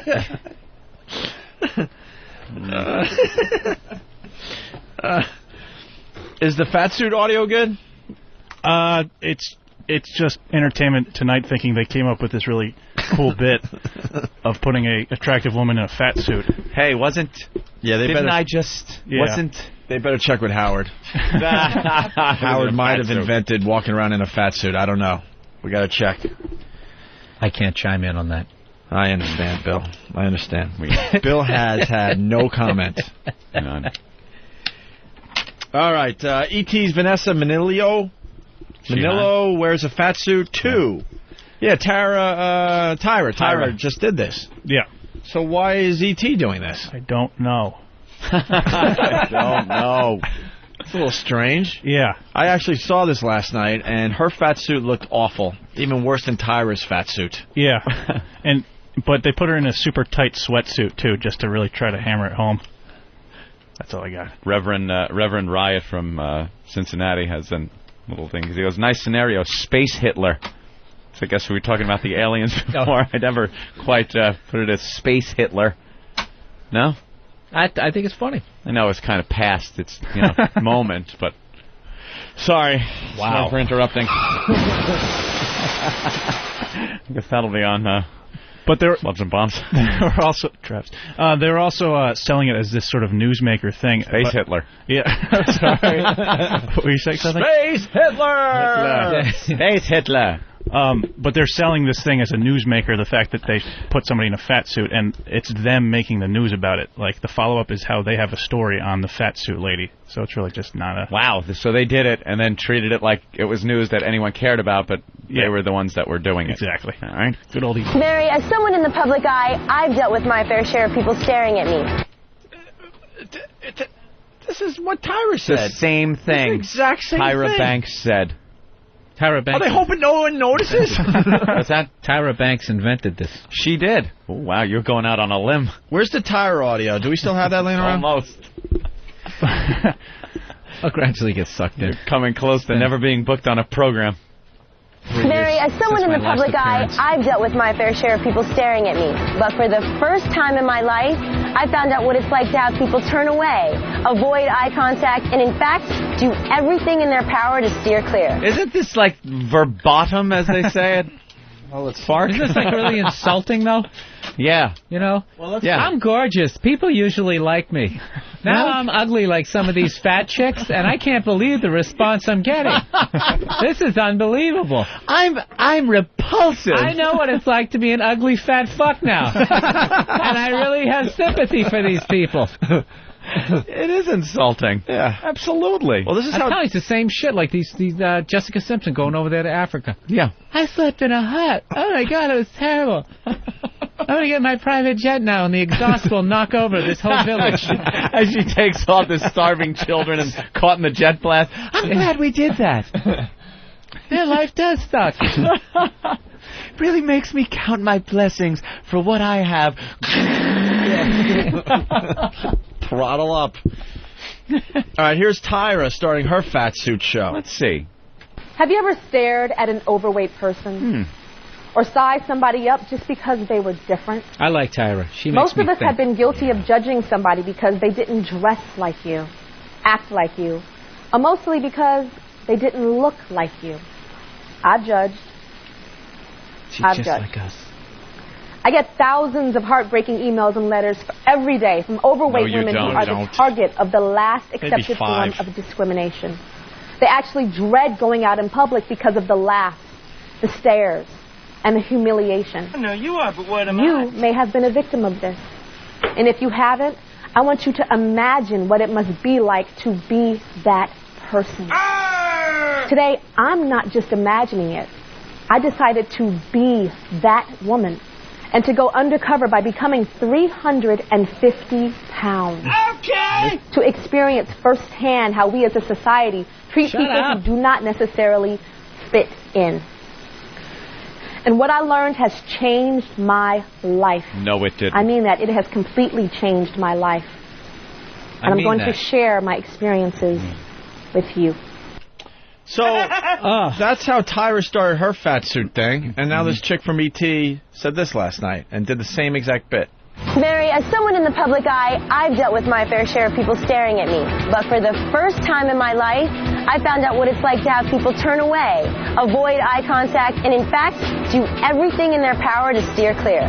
Not only was it shocking, but it was hurtful. And I'm revealing every frame. I really didn't... How is she getting away with this? This is such a complete ripoff. Tell him, Fred. For once, Fred, say something. Holy crap, this is the exact same thing. And this girl kind of looks like Tyra, too. I mean, similar complexion. Really? Hair. Yeah. Really not that sweet. The weird thing is, like, Tyra only did this a week ago. You would think, all right, hey, I like that idea. Let's throw this in a file and look at it in March, and we'll do the same thing. Yeah, right. Hopefully people will forget. A week later. I really didn't know how I would react when faced with my new reality. But once I got out there on the streets of Manhattan, it didn't take long to see that being overweight like this really changes the way people react to you. This subway isn't exactly the kind of place that makes anyone feel comfortable, but it's a pretty awful place for an overweight person to be. It was almost as if people thought I couldn't possibly have anywhere important to go. It's very difficult to get through the turnstile, obviously. Thank God I was surrounded by friends who were helping me, because if not, I would have probably been completely, utterly shunned, embarrassed, and abused. Well, excuse me. On the way out, this guy was so quick to literally shove me out the way. What amazes me is how quick people are to run in front of me so that they don't think that they can get stuck behind me, as if I'm going to take forever. No, because you are. Because fat people do. Because they were thinking... Space Hitler! Space Hitler! On the next chilling episode of Space Hitler.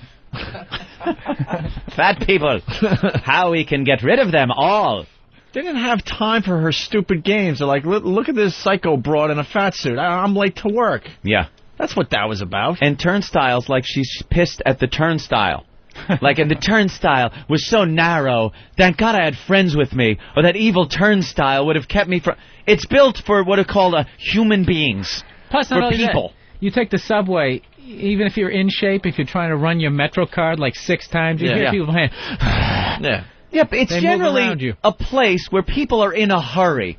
You don't see people laid back in chairs reading the paper going down in the subway station. I'll catch the next one. People, I'll catch the next one. Fuck you, go. And people have places to be. That's why they're down there. People were pushing and shoving on the subway. Right.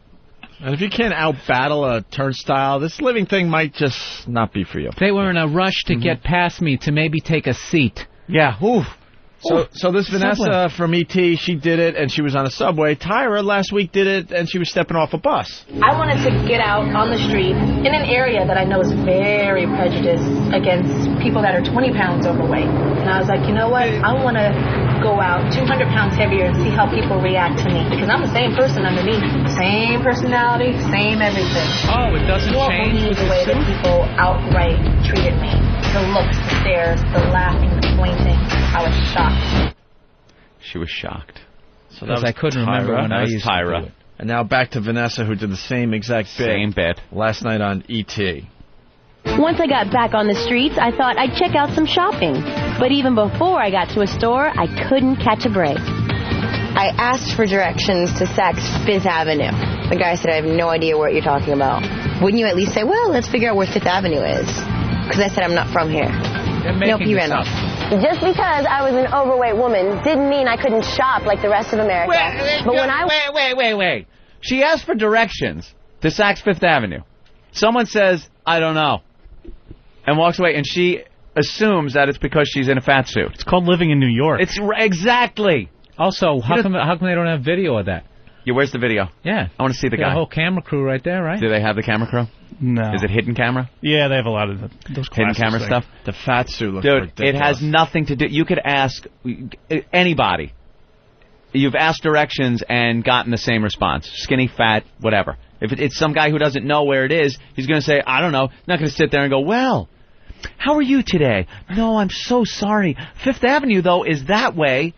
You don't answer. You go, no, sorry, and you keep walking. Because, again, it's Manhattan. People are working, and they're in hurries. Well, hurries? Hurries. Several hurries. They're in several hurries at one time. Many hurries. I've been in hurries. It's a herd of hurries. I think her her angle is tomorrow she's going to go out in as her hot self and ask for directions and then be like, oh, look, people are helping. Oh, what a surprise. Yeah, she's going to go up to a guy and stick a That's tip just in how his it face. works. Yeah. Tough shit. That's life. That's the bird. Never... That's the bird going up to the bird with the nicer plumage. That's right. And making the nest That's for it. how it works in nature. Let's stop trying to go against nature. She wouldn't have a job. Right. Good-looking, untalented whore. Yeah. How about her job that she's holding? Very good point. You're not gonna... Exactly. The job she has, if she was in the fat suit and applying for that job, do you think she'd get it? No. So go crucify your bosses. She won't do that, I'm sure. Up like the rest of America. But when I went into a ritzy store, I was completely ignored. Not one salesperson would come to my aid. And I had the same color money as everyone else. I got the same treatment at store after store. They could smell it. They could smell if you're uncomfortable. And they completely disrespect you. But as hurtful as all this was, as the day wore on, I started to see that there seemed to be a connection between the way others treat you and the way you feel about yourself. Throughout the day, I started out by not looking at people, but the more that I look people in the eye and I say, hi, hello, sir. When Vanessa came out, they treated me like Vanessa. Because she didn't look like a freak in a fake fat suit. Fake fat suit lady. There's nobody that is going to walk up to me in a fat suit that I am going to look at and think, wow, that's a fat person. I would absolutely know. You would look and go, why is this person in a fat suit? I think she's also blaming fat people for, like, getting treated badly. She's saying it's because they have a bad attitude. Bad attitude. Yeah, I noticed that. She goes, when she started acting like herself, she was treated better and looking people in the eye and talking to them and saying hello. So, hey, fatties, get a little more assertive. The fat suit is like the body toupee. It's like everybody notices. Everyone notices, but you're not going to say, hey, you're in a fat suit. I don't know. Maybe it's just too awkward. You know? Yeah. Then they leave like, dude, they look so fake. I don't want to deal with it.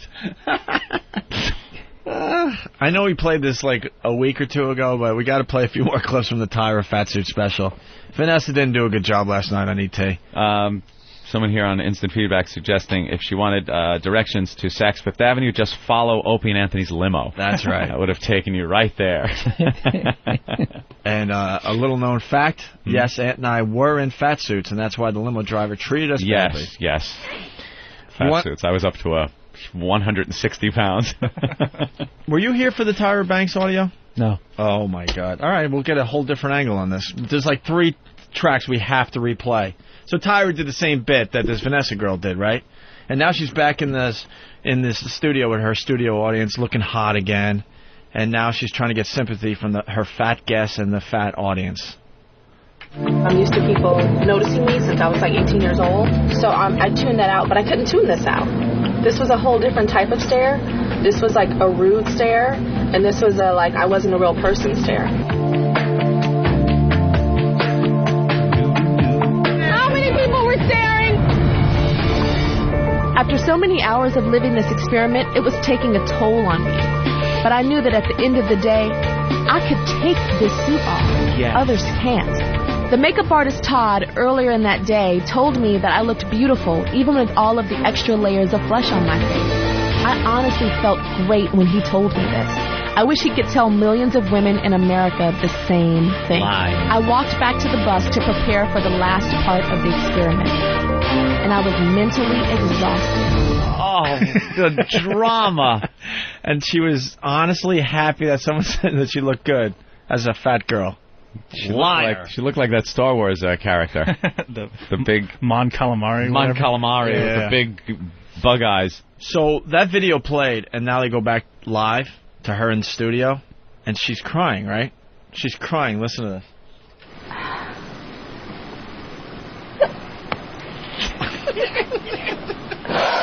I was so hurt, you guys, and I know you guys, oh my God, you guys, it was so awful. I'm so used to people giving me stuff and everything being easy.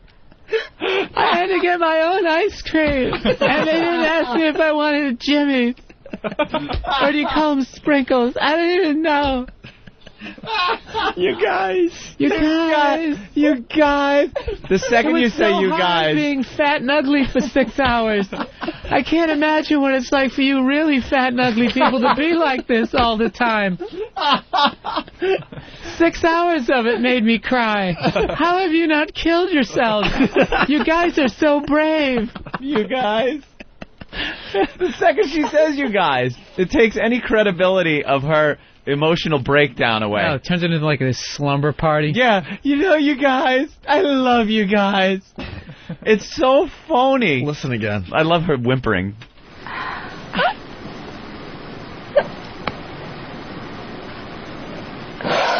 I was so hurt, you guys, and I know it's probably strange for you to comfort me, but I was so hurt. That's terrific. When I walked down a street, Robertson Boulevard, here in Los Angeles, that I have walked down 1,000,000 times.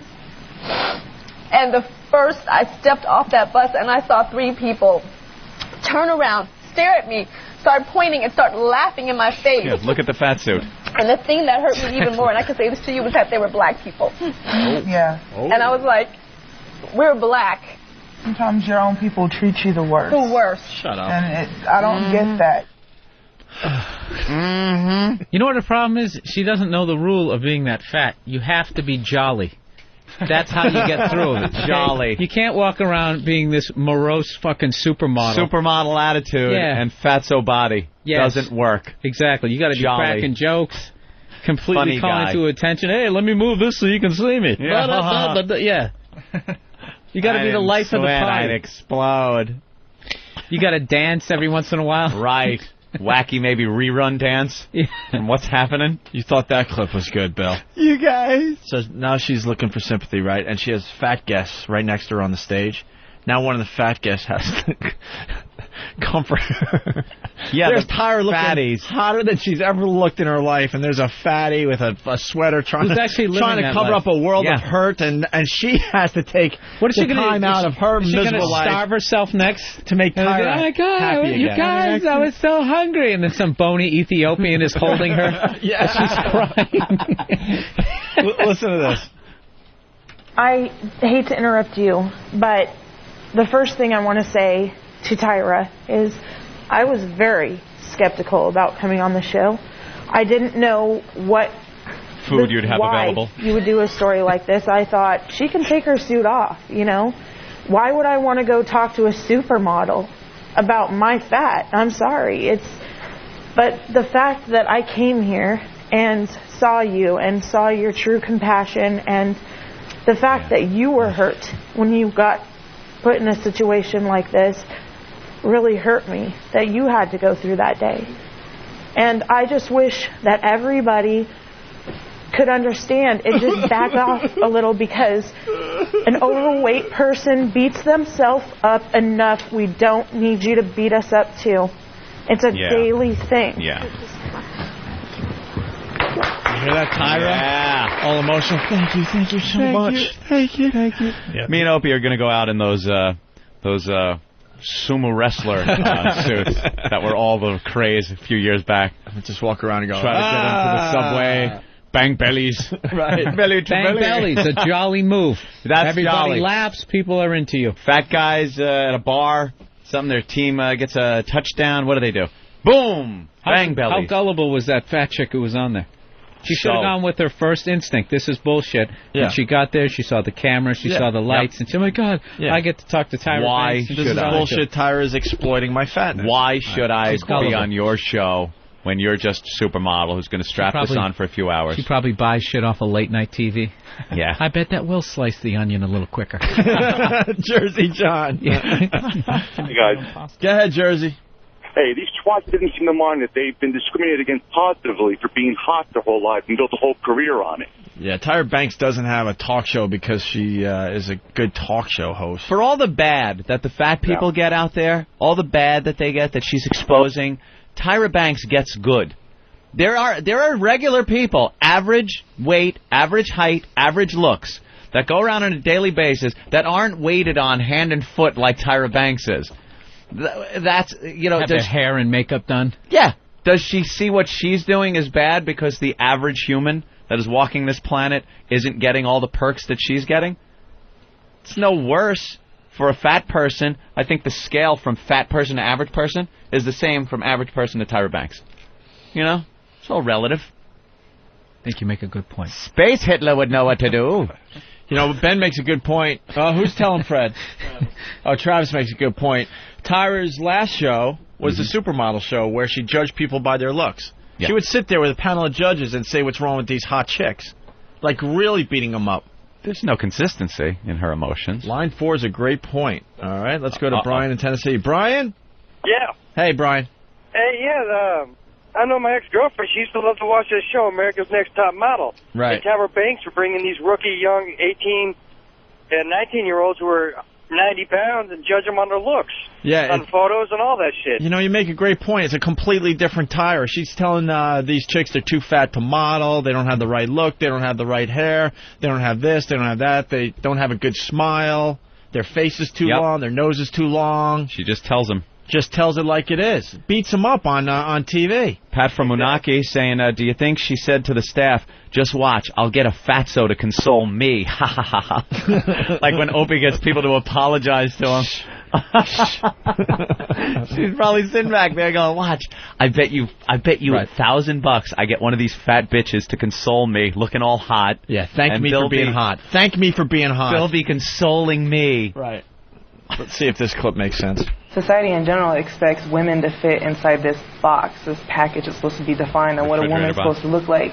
And when you don't fit inside that box, people treat you differently. They treat you poorly because you're not what they expect a woman to be. I mean, especially human to be. In Southern California, a lot of men see a plus-size woman as being easy. And the reason behind that is because they figure because we're bigger, we're going to have low self-esteem, and we're just going to be grateful for whatever attention a man might give us. True. And so we're just going to take whatever it might be, which is usually the scraps. So they think you're easy, like you're just going to give it up faster than we should appreciate the fact that they're even taking the time to give us... No matter what he looks like or whatever. Right. That is just a little something coming our way, so we should take it and be happy. Yep. Yeah. And they do. Isn't it, wow, like, Tyra, you haven't, hot girls do that shit all the time. We're not paying for a fucking drink tonight. They fucking put on their little horseshoes and short dresses. Yep. And go out there, and they don't. Absolutely. It goes both ways.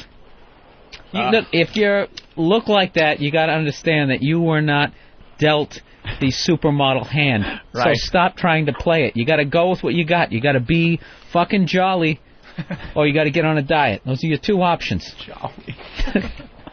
I just got a communique from Elo. Tyra is alive and well on XM 155, the Take 5 channel. She's on at 8 a.m. and 4 p.m. on the East Coast. Is it fat suit Tyra? Does she wear the fat suit? I don't know.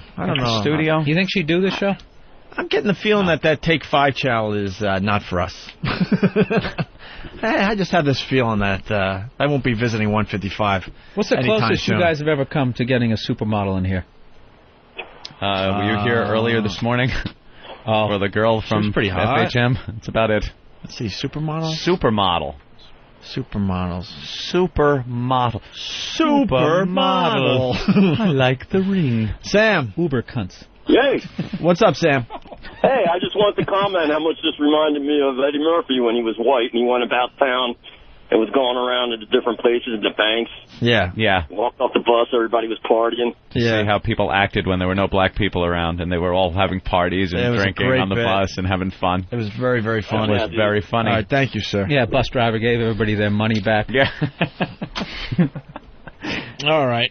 That's great stuff. Anthony, it's Whip 'em Out Wednesday. Yes, it is. WOW is a very simple concept. You get a WOW sticker or a WOW sign or right in the back of Do we want fatties in the dirt showing their yes, of course. on Whip 'em Out Wednesday? Absolutely. Big fat, let's say big, I mean obese fat where absolutely there's no even seeing the vag anymore. There's 3 rolls of bunt. You ever see those? There's something on the message board. 2 chicks that are real fat going at it. It's just so heinous. I was just thinking, you're so out of shape that even if you took off all your clothes, you're not even exposing any privates. Because No, you just look, there are pictures of chicks like that where you don't see anything. Their boobs are so saggy that their nipples are completely underneath, so you're not seeing nipple. And then the bunt area is so flabby that it's covering up the privates. You know what's even worse? Did you guys? What was that movie? Oh fuck! I'm so bad with the names. The guy drinks the wine. I am not drinking Merlot. Sideways. Oh, Sideways. Yeah. Did you see when that naked dude comes running? Oh, yeah. You know what I love about that scene? The dude's running. He just think, okay, cut away, cut away, cut away. He just keeps coming up and They were going at it, too. Oh, yeah. He had to get his wallet back. And I was saying, do you know the fucking applause break he must have got from the crew? Oh yeah. No pun intended, just the balls that fucking took to... Absolutely. I am completely out of shape. I'm just going to run with my fucking thing swinging in the wind. Right at the camera. That was a sick scene when he had to sit there and wait as they're having sex to get his wallet back. Oh. All right. This guy makes a good point in Vermont. Alex? Yeah. Hey, Alex. Hey, guys. What's up? Guys, I was just wondering if you guys saw that you guys are next to Tyra and the latest XM print ads. Yeah. Oh, yeah? Right next to her, Aunt. Yeah, like Let's get her in here. She's making us look that much hotter. Yeah, I know. Get out, Buck. All right. TJ from Whackbag, I love how yesterday Aunt was all about big girls and correcting Opie about not saying fatties, but today it's fatties for Aunt. I love the double standard. Well, yesterday we were trying to get big girls for an eating contest. Right. That we want to have. We want to see how much a girl can eat in one show's amount of time. And then weigh them at the end and see who ate the most. And you can't get heavy big girls on the show if you're calling them fatties. So I was saying don't call them fatties. Doesn't mean I don't love the term fatties and use it on a daily basis when I point at people in fat suits. So are you defending the fact I'm mean in this area? Yeah. Don't say I'm not. I know. The guy's trying to say that I'm... No, actually, I think it's the double standard thing. It's not a double standard. I never meant big girl. I always mean fatty. Well, is it a yes or no? Is it a yes or no with the fat girls showing their boobs on Whip 'em Out Wednesday? Yeah. I give it a big thumbs up. Yeah. Big thumbs up. You got to be jolly. It's the comedy portion of WOW. Stop. You know, if you're driving, it's not hot. I'm sure to some guys out there, it's very hot. Who? Chubby chasers and others. And Mexicans, I that think. chubby chaser thing. There's a lot of Mexican fetishes thing. out there you probably don't understand. All right. So can't you let people live? I can and I do. Space Hitler? Space Hitler will know what to do. We'll take her to Space Hitler. We'll make lampshades out of her fat skin. Nothing? Christ. You have to Hitler go there? joke? What? All right, so it's Whip 'em Out Wednesday. You get a WOW on your car. There's ladies out there that will flash you. If you need a WOW sticker, you send in a self-addressed stamped envelope, and we'll send them out to you, We'll make a pool cover. Space Hitler! I like the Space Hitler concept. Try to animate that. We're going to work on it a little bit. Photoshop it, people. Let's go to the WOW line, see what's going on out there today. WOW across America. True tales from the road. Real people, real stories, real booze. East Coast kid. I'm traveling up north from San Antonio to Dallas. I just passed mile marker 232 in Austin, Texas. And this little blue Mercedes-Benz right next to me. 4 girls inside, completely naked, sticking their freaking upper torsos outside the car with these little-ass white titties. Thanks, Opie and Anthony. Yeah, this is Lou Stool checking in from Morristown, Indiana. I was going through the check-in station. Chick in the station noticed my XM, wanted to know what I was listening to. I told her it was Opie and Anthony. She said, hey, it's Whip 'em Out Wednesday. Whipped out some double D's, man. Awesome, nice big fat firm nipples. Oh, I wanted to tongue them. Shoo-yah. I just got wild here on 31 here in Indiana, heading north. Them boobies, not only were them boobies sweet and the nipples were brown, but I think the lady might even have been gave birth lately because she squirted a little milk out the end of them. Hey, boys, for all you do. O&A, you guys fucking rude. If you get wowed, call the Opie and Anthony Wow line, 866-WOW-ME-05. And if you need a wow sticker, go to opieandanthony.com. Very proud of my big tip. It's crazy. This is what it's all about. Oh, I love this. Wow. T-show 36 double D's. T-show 36 double D's. Shoving your breasts in everyone's face. 36 double D's. T-show 36 double D's. Oh, wow. He just whoop her down. Whoop her down. He just whoop her down anywhere. With the Mount Wednesday. She'll flash. She'll flash. Hey, I'm all for it. She'll flash. And there's boobs in your face. I'm all for it. Breast. Hey. This is what it's all about. Oh, I love this. Wow.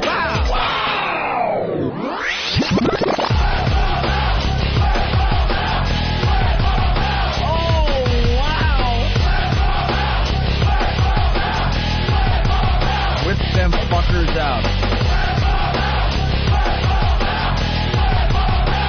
This is fantastic.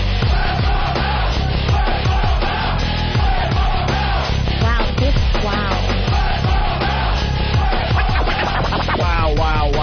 That's why we call it wow.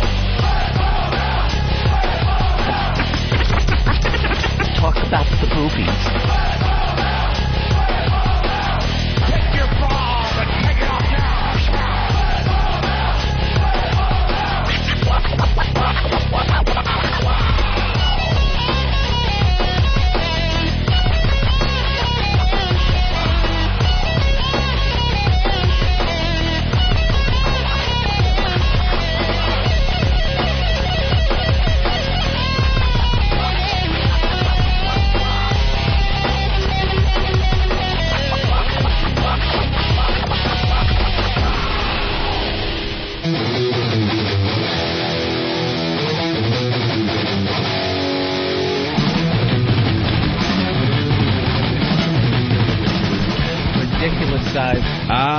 We're back with the Opie and Anthony program. Just shoot darts all night and drink. I know.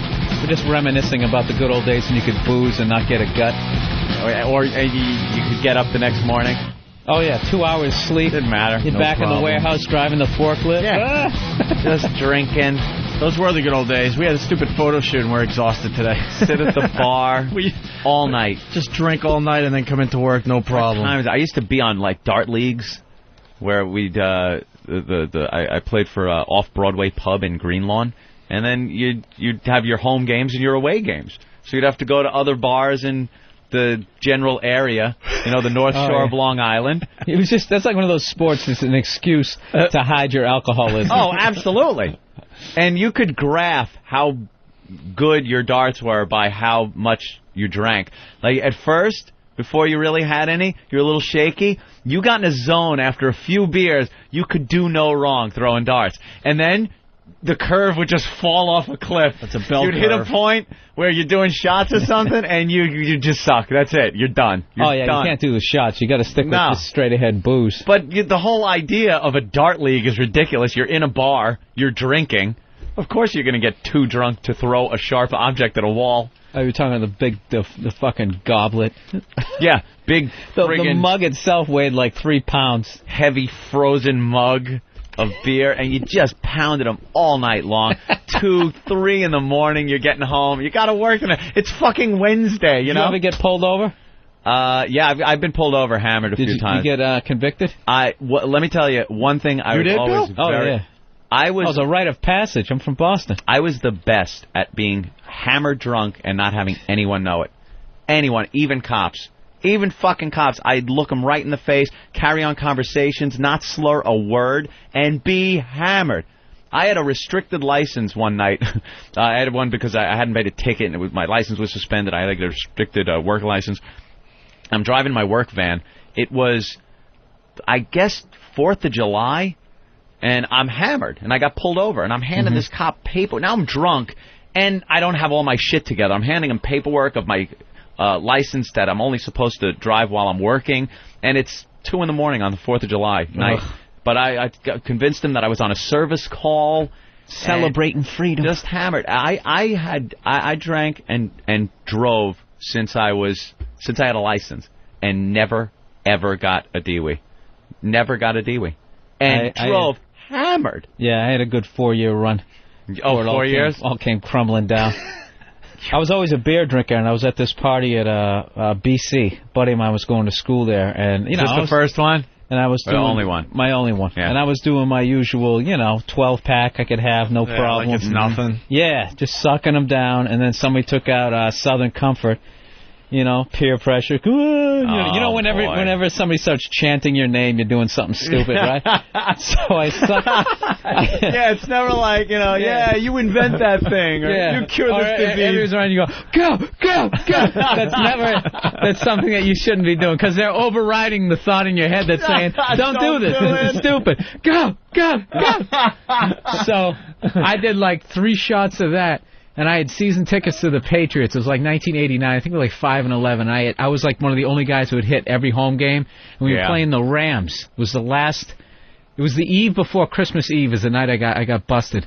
And I was like, and I remember leaving. People were like, Birdman, you got to stick around, man. I'm like, nah, I got my 83 Ford Ranger.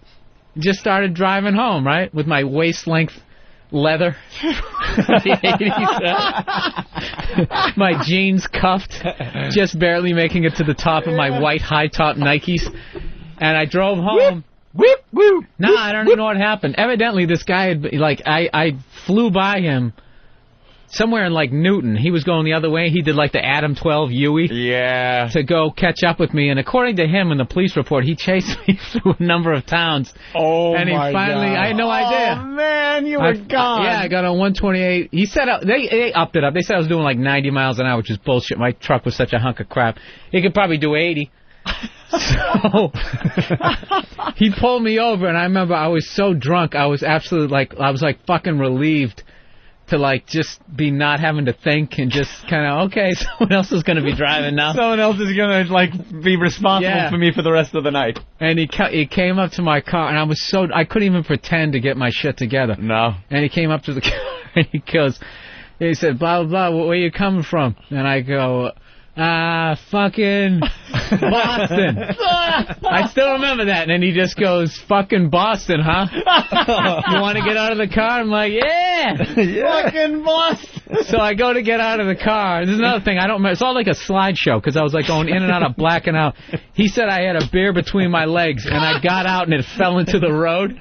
Which I think I would have remembered that. So next thing I remember, I'm at the back. There's a lot of things already you don't remember, by the way. Yeah, I'm at the back of my the truck, and I'm doing the alphabet. And he said I missed L or something like that. I did pretty good on that. But then he did the thing, stand on one leg, have your hands out, and then you had to put your head back. I couldn't even do that sober. And then touch the finger to your nose. I did fine up to about 12 o'clock, and the second gravity took over, when your arm's asleep and it's like somebody else, I just whack myself in the face. Then he goes, all right, He just made up some shit so he could cuff me easily. He goes, okay, turn around, stick your arms out. And now just put him, cuffs me. Yeah. Like you thought it was another part of the test, so you don't get rambunctious. So now I'm still not really giving a fuck. I'm so drunk, right? And I was in the back of his car, and I was saying all this dumb shit like, I'm not mad at you, you're just doing your job. And they had all this in the police report. So by the time they drove back to the town where he initially started chasing me, I'm starting to sober up, and I'm realizing what the fuck is going on. The seriousness of and the I'm like, situation. wow, man, I'm really going down here. So I come up with this quick plan, like I go in and take the breathalyzer, and the only option I had was when he told me to blow into it. I was just pretending to blow into it. I would just... Oh, yeah, they've never seen that one before. I would just puff out my cheeks. He'd go, there's 2 cops. All right, blow into the thing. I just stick my cheeks out. Like, come on, blow a little hard. Like, then finally, little rap to the back. Come on, blow into it. And I was so tired, I was like, fuck it. And just, and the needle just like, yeah, I blew a 1-9. Wow. Nice. Yeah, That's a party. Didn't quite get the 2. And then then my dad came down and bailed me out. And he was cool. He was just like, yeah, all right. And I'm like, yeah, my dad was always cool when you fucked up. He knows you fucked up. My mother was brutal. So then I go down like the next day and I had to get arraigned and all that shit. And they're right. And they just like everything I fucking did, everything I said was like in the report. And I'm just standing there and like the judge is looking at the paper and occasionally we'd just be like glancing up at me. Glance up at you from the paper.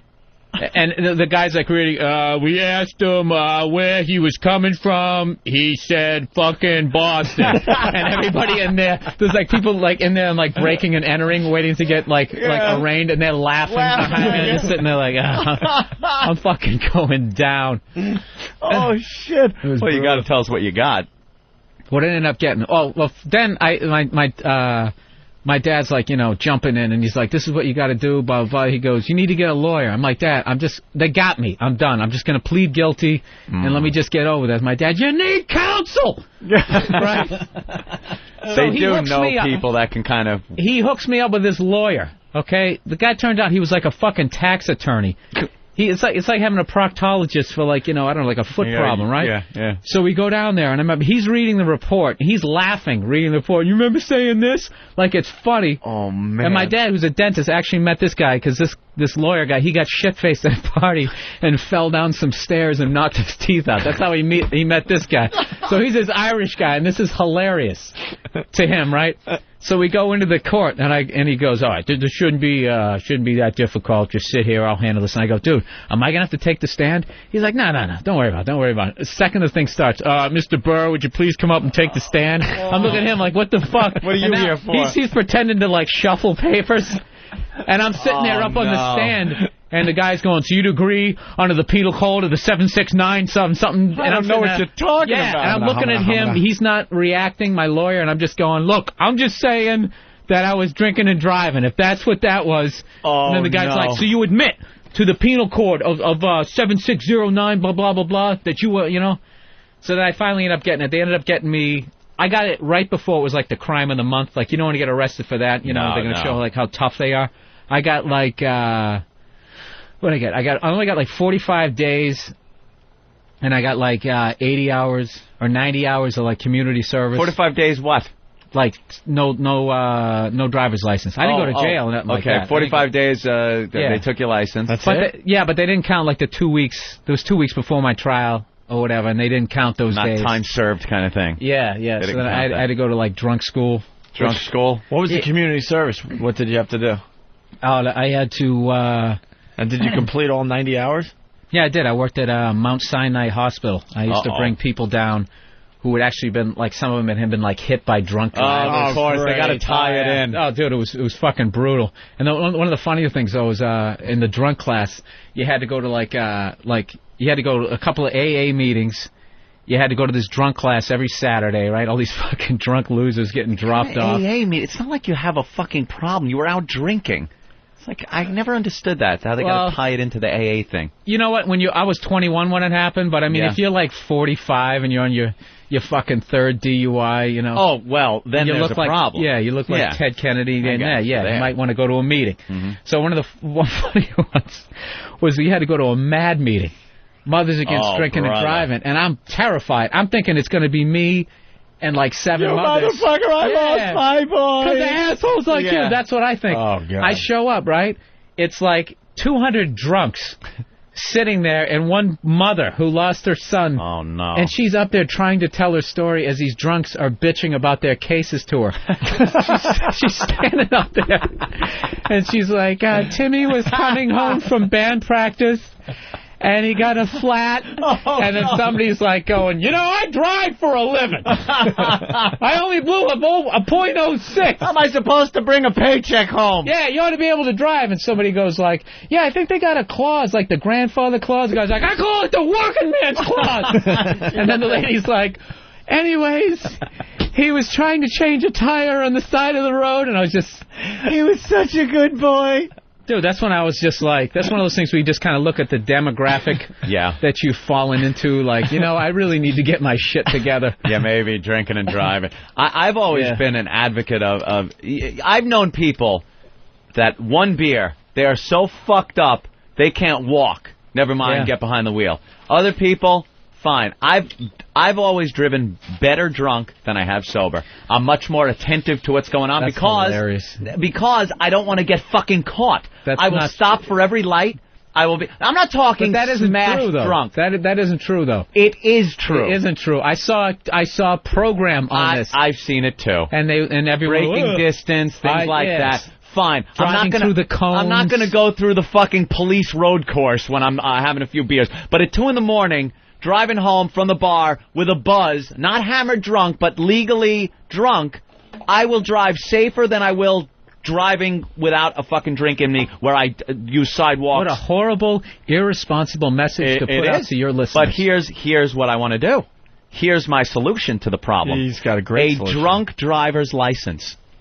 Here is a license where you take a test. Now, the tax money that would come in. Serious, Bill. You take a special road test, and you slowly get your alcohol level up and take a very hard test, a driven test, and you will be rated. I don't like your the tone license. A very hard test. Very hard. Not just this fucking parallel parking. You're fine. I'm talking cones involved. And eggs. Are children going to run out in front of your car during this test? Yes, things like that. A very specialized course, where you then have a license that has an alcohol. Why don't you just call a cab? No, I want to drive home. I want to go to the bar. I want to drive home. Oh, you're one of those guys? Well, you in the put suburbs, your arm behind your back to get your keys? Yeah. No, I want to drive home. Suburbs. There's no talking cabs. about yourself in the third person. Anthony will be driving home tonight. I'm fine. On your license, you would have something like 0.9. That's when you know you're hammered. That is a classic line. I'm fine. I'm fine. I'm fine. Don't worry about it. When you've had to practice how to say I'm fine in the mirror, I'm fine. Dude, I was so bad for a while. I swear to God, I used to practice the alphabet backwards because that was one of the answers on the test. That never works when you're drunk, though. I literally used to do. I saw all my friends, the biggest drunks ever, all get pulled over, and they all passed it. Wow. Oh, I had a buddy, he got pulled over one time. He's one of those guys, just, looks up in the air when he talks, completely uncoordinated anyways. So we're like, dude, he's fucking hammered. Like, there's no way he's getting out of this. I remember he was standing behind the car, and they had, like, the cop light, like that blinding white light. And he's standing it. You just see his silhouette. It was like a Prince video as he's standing back there doing all, like, the moves. I don't know how he got out of it. And he got in the car. We're like, dude, you got to be fucking kidding me. Yeah, sometimes it is surprising. They're letting you go. I'm ready to rat you out, you drunk fuck. Oh, dude, just brutal, stupid night. I remember one night driving, and I'm in the passenger seat, and I feel I'm sleeping, and I feel the car, like, starting to bounce, and I look over, my buddy is, like, asleep on his arm. He probably fell asleep, literally for, like, 3 seconds. Yeah. But you woke up at that. I'm like, dude, what the fuck? He's like, dude, I can't drive it. You need. You better he pulls over me, who was passed out. Now I'm driving. Yeah. Like I somehow feel more safe. You're better. Yeah, that's. I think you should be able to take the test though and have a alcohol amount on your license, and if you're under that amount, it's fine. Even if you can fucking drive with a .13. You want me to call and the you ran through your test, and then you blow a .9. Cop lets you go because I'm rated for a 1.13. Let's get him on the phone. It is a brilliant idea. You should call a cab. You should never drive drunk. It's a stupid thing to do. Bill Burr says. Let's say hi to Zach in Arkansas. Zach. Good morning, boys. What's up, Zach? Anthony Cuomo was pro drunk driving. It's a great Pee-wee story. A buddy of mine gets one. You know my last name. Billy Burr. What's that? Yes, sir. Buddy of mine's got the greatest DWI stories. Him and another buddy are out at a baseball game. They snuck in a pint of rum. They're drinking rum. They pick up these two sluts. It's late in May. They take them out to the lake. Get on my buddy's boat called Beverage Time, if you can imagine that. So they get on the boat. They're fucking around, trying to get with these girls. One of the guys says, "Man, I got to take a piss." So he's standing on the back of the boat.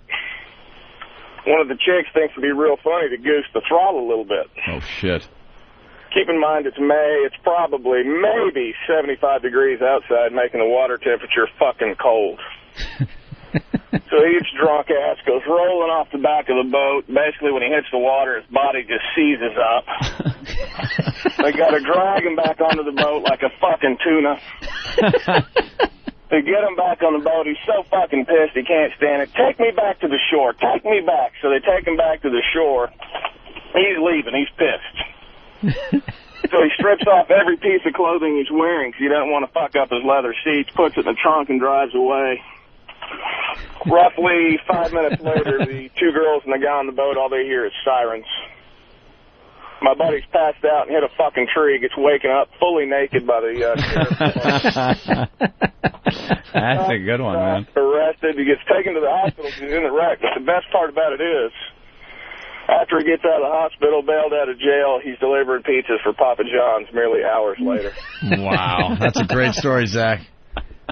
Love you guys. Be good. All right, thank you, Zach. All right, there you go. Zach from Arkansas. Jordan in New York. What's up, Jordan? What's going on? Hey, man.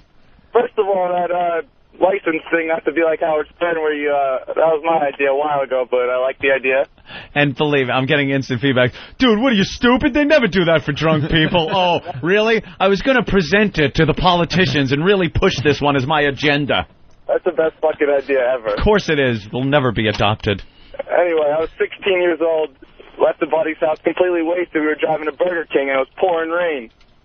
And I didn't realize right before Burger King, a cop had his flashes on. I pull over in Burger King. He goes, "You know, you're swerving. What's wrong?" I go, "You know, I really couldn't see in front of me. The guy was swerving also, so I was just following him." He goes, "Let me see your license." And I didn't realize my window was halfway down, and it's fucking pouring. I went to hand him my license. I slammed my knuckles on the window. My license flies out the window, hits him in the chest. I go, "Oh, shit, my bad." At the same time he's going to bend down to get my license, I open my door, knock the guy in his head. That's not good. No. And then I couldn't find my registration because I was so fucked up. And my buddy in the front gave me a PBA card, and the officer goes, "What's that?" And I go, "I don't know. My friend's father's the officer." And he's like, "Well, where's the registration?" I really couldn't find it, and the guy was sick of standing there in the rain. He goes, "All right, stop drinking and driving and let me go." Let you go? Wow. Yeah, some people get lucky. Pretty lucky. Yeah. I got lucky once. I told that story on the expressway. I was drinking. He had me blow into the breathalyzer, but it wasn't enough to bring me in. And he told me, "I could have you sit here a while longer, but I'll let you go."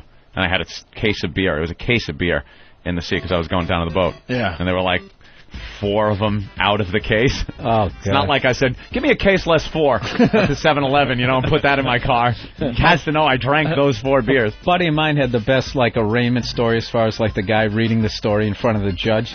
They go, after repeatedly telling the defendant to stay in the car, the defendant got out of the car, threw his keys at my feet, and repeatedly stated, "Lock me up, I'm fucked up." I swear to God, that's a true story. Let's go to Dan in Oklahoma. He has a great idea. Dan? Hey, you need to get drunk before you get your driver's license renewed, so you'll be drunk on the picture, and then they can compare your drunk picture to your drunk self. Yeah, I've heard that one before. That way you don't look so different when you're hammered.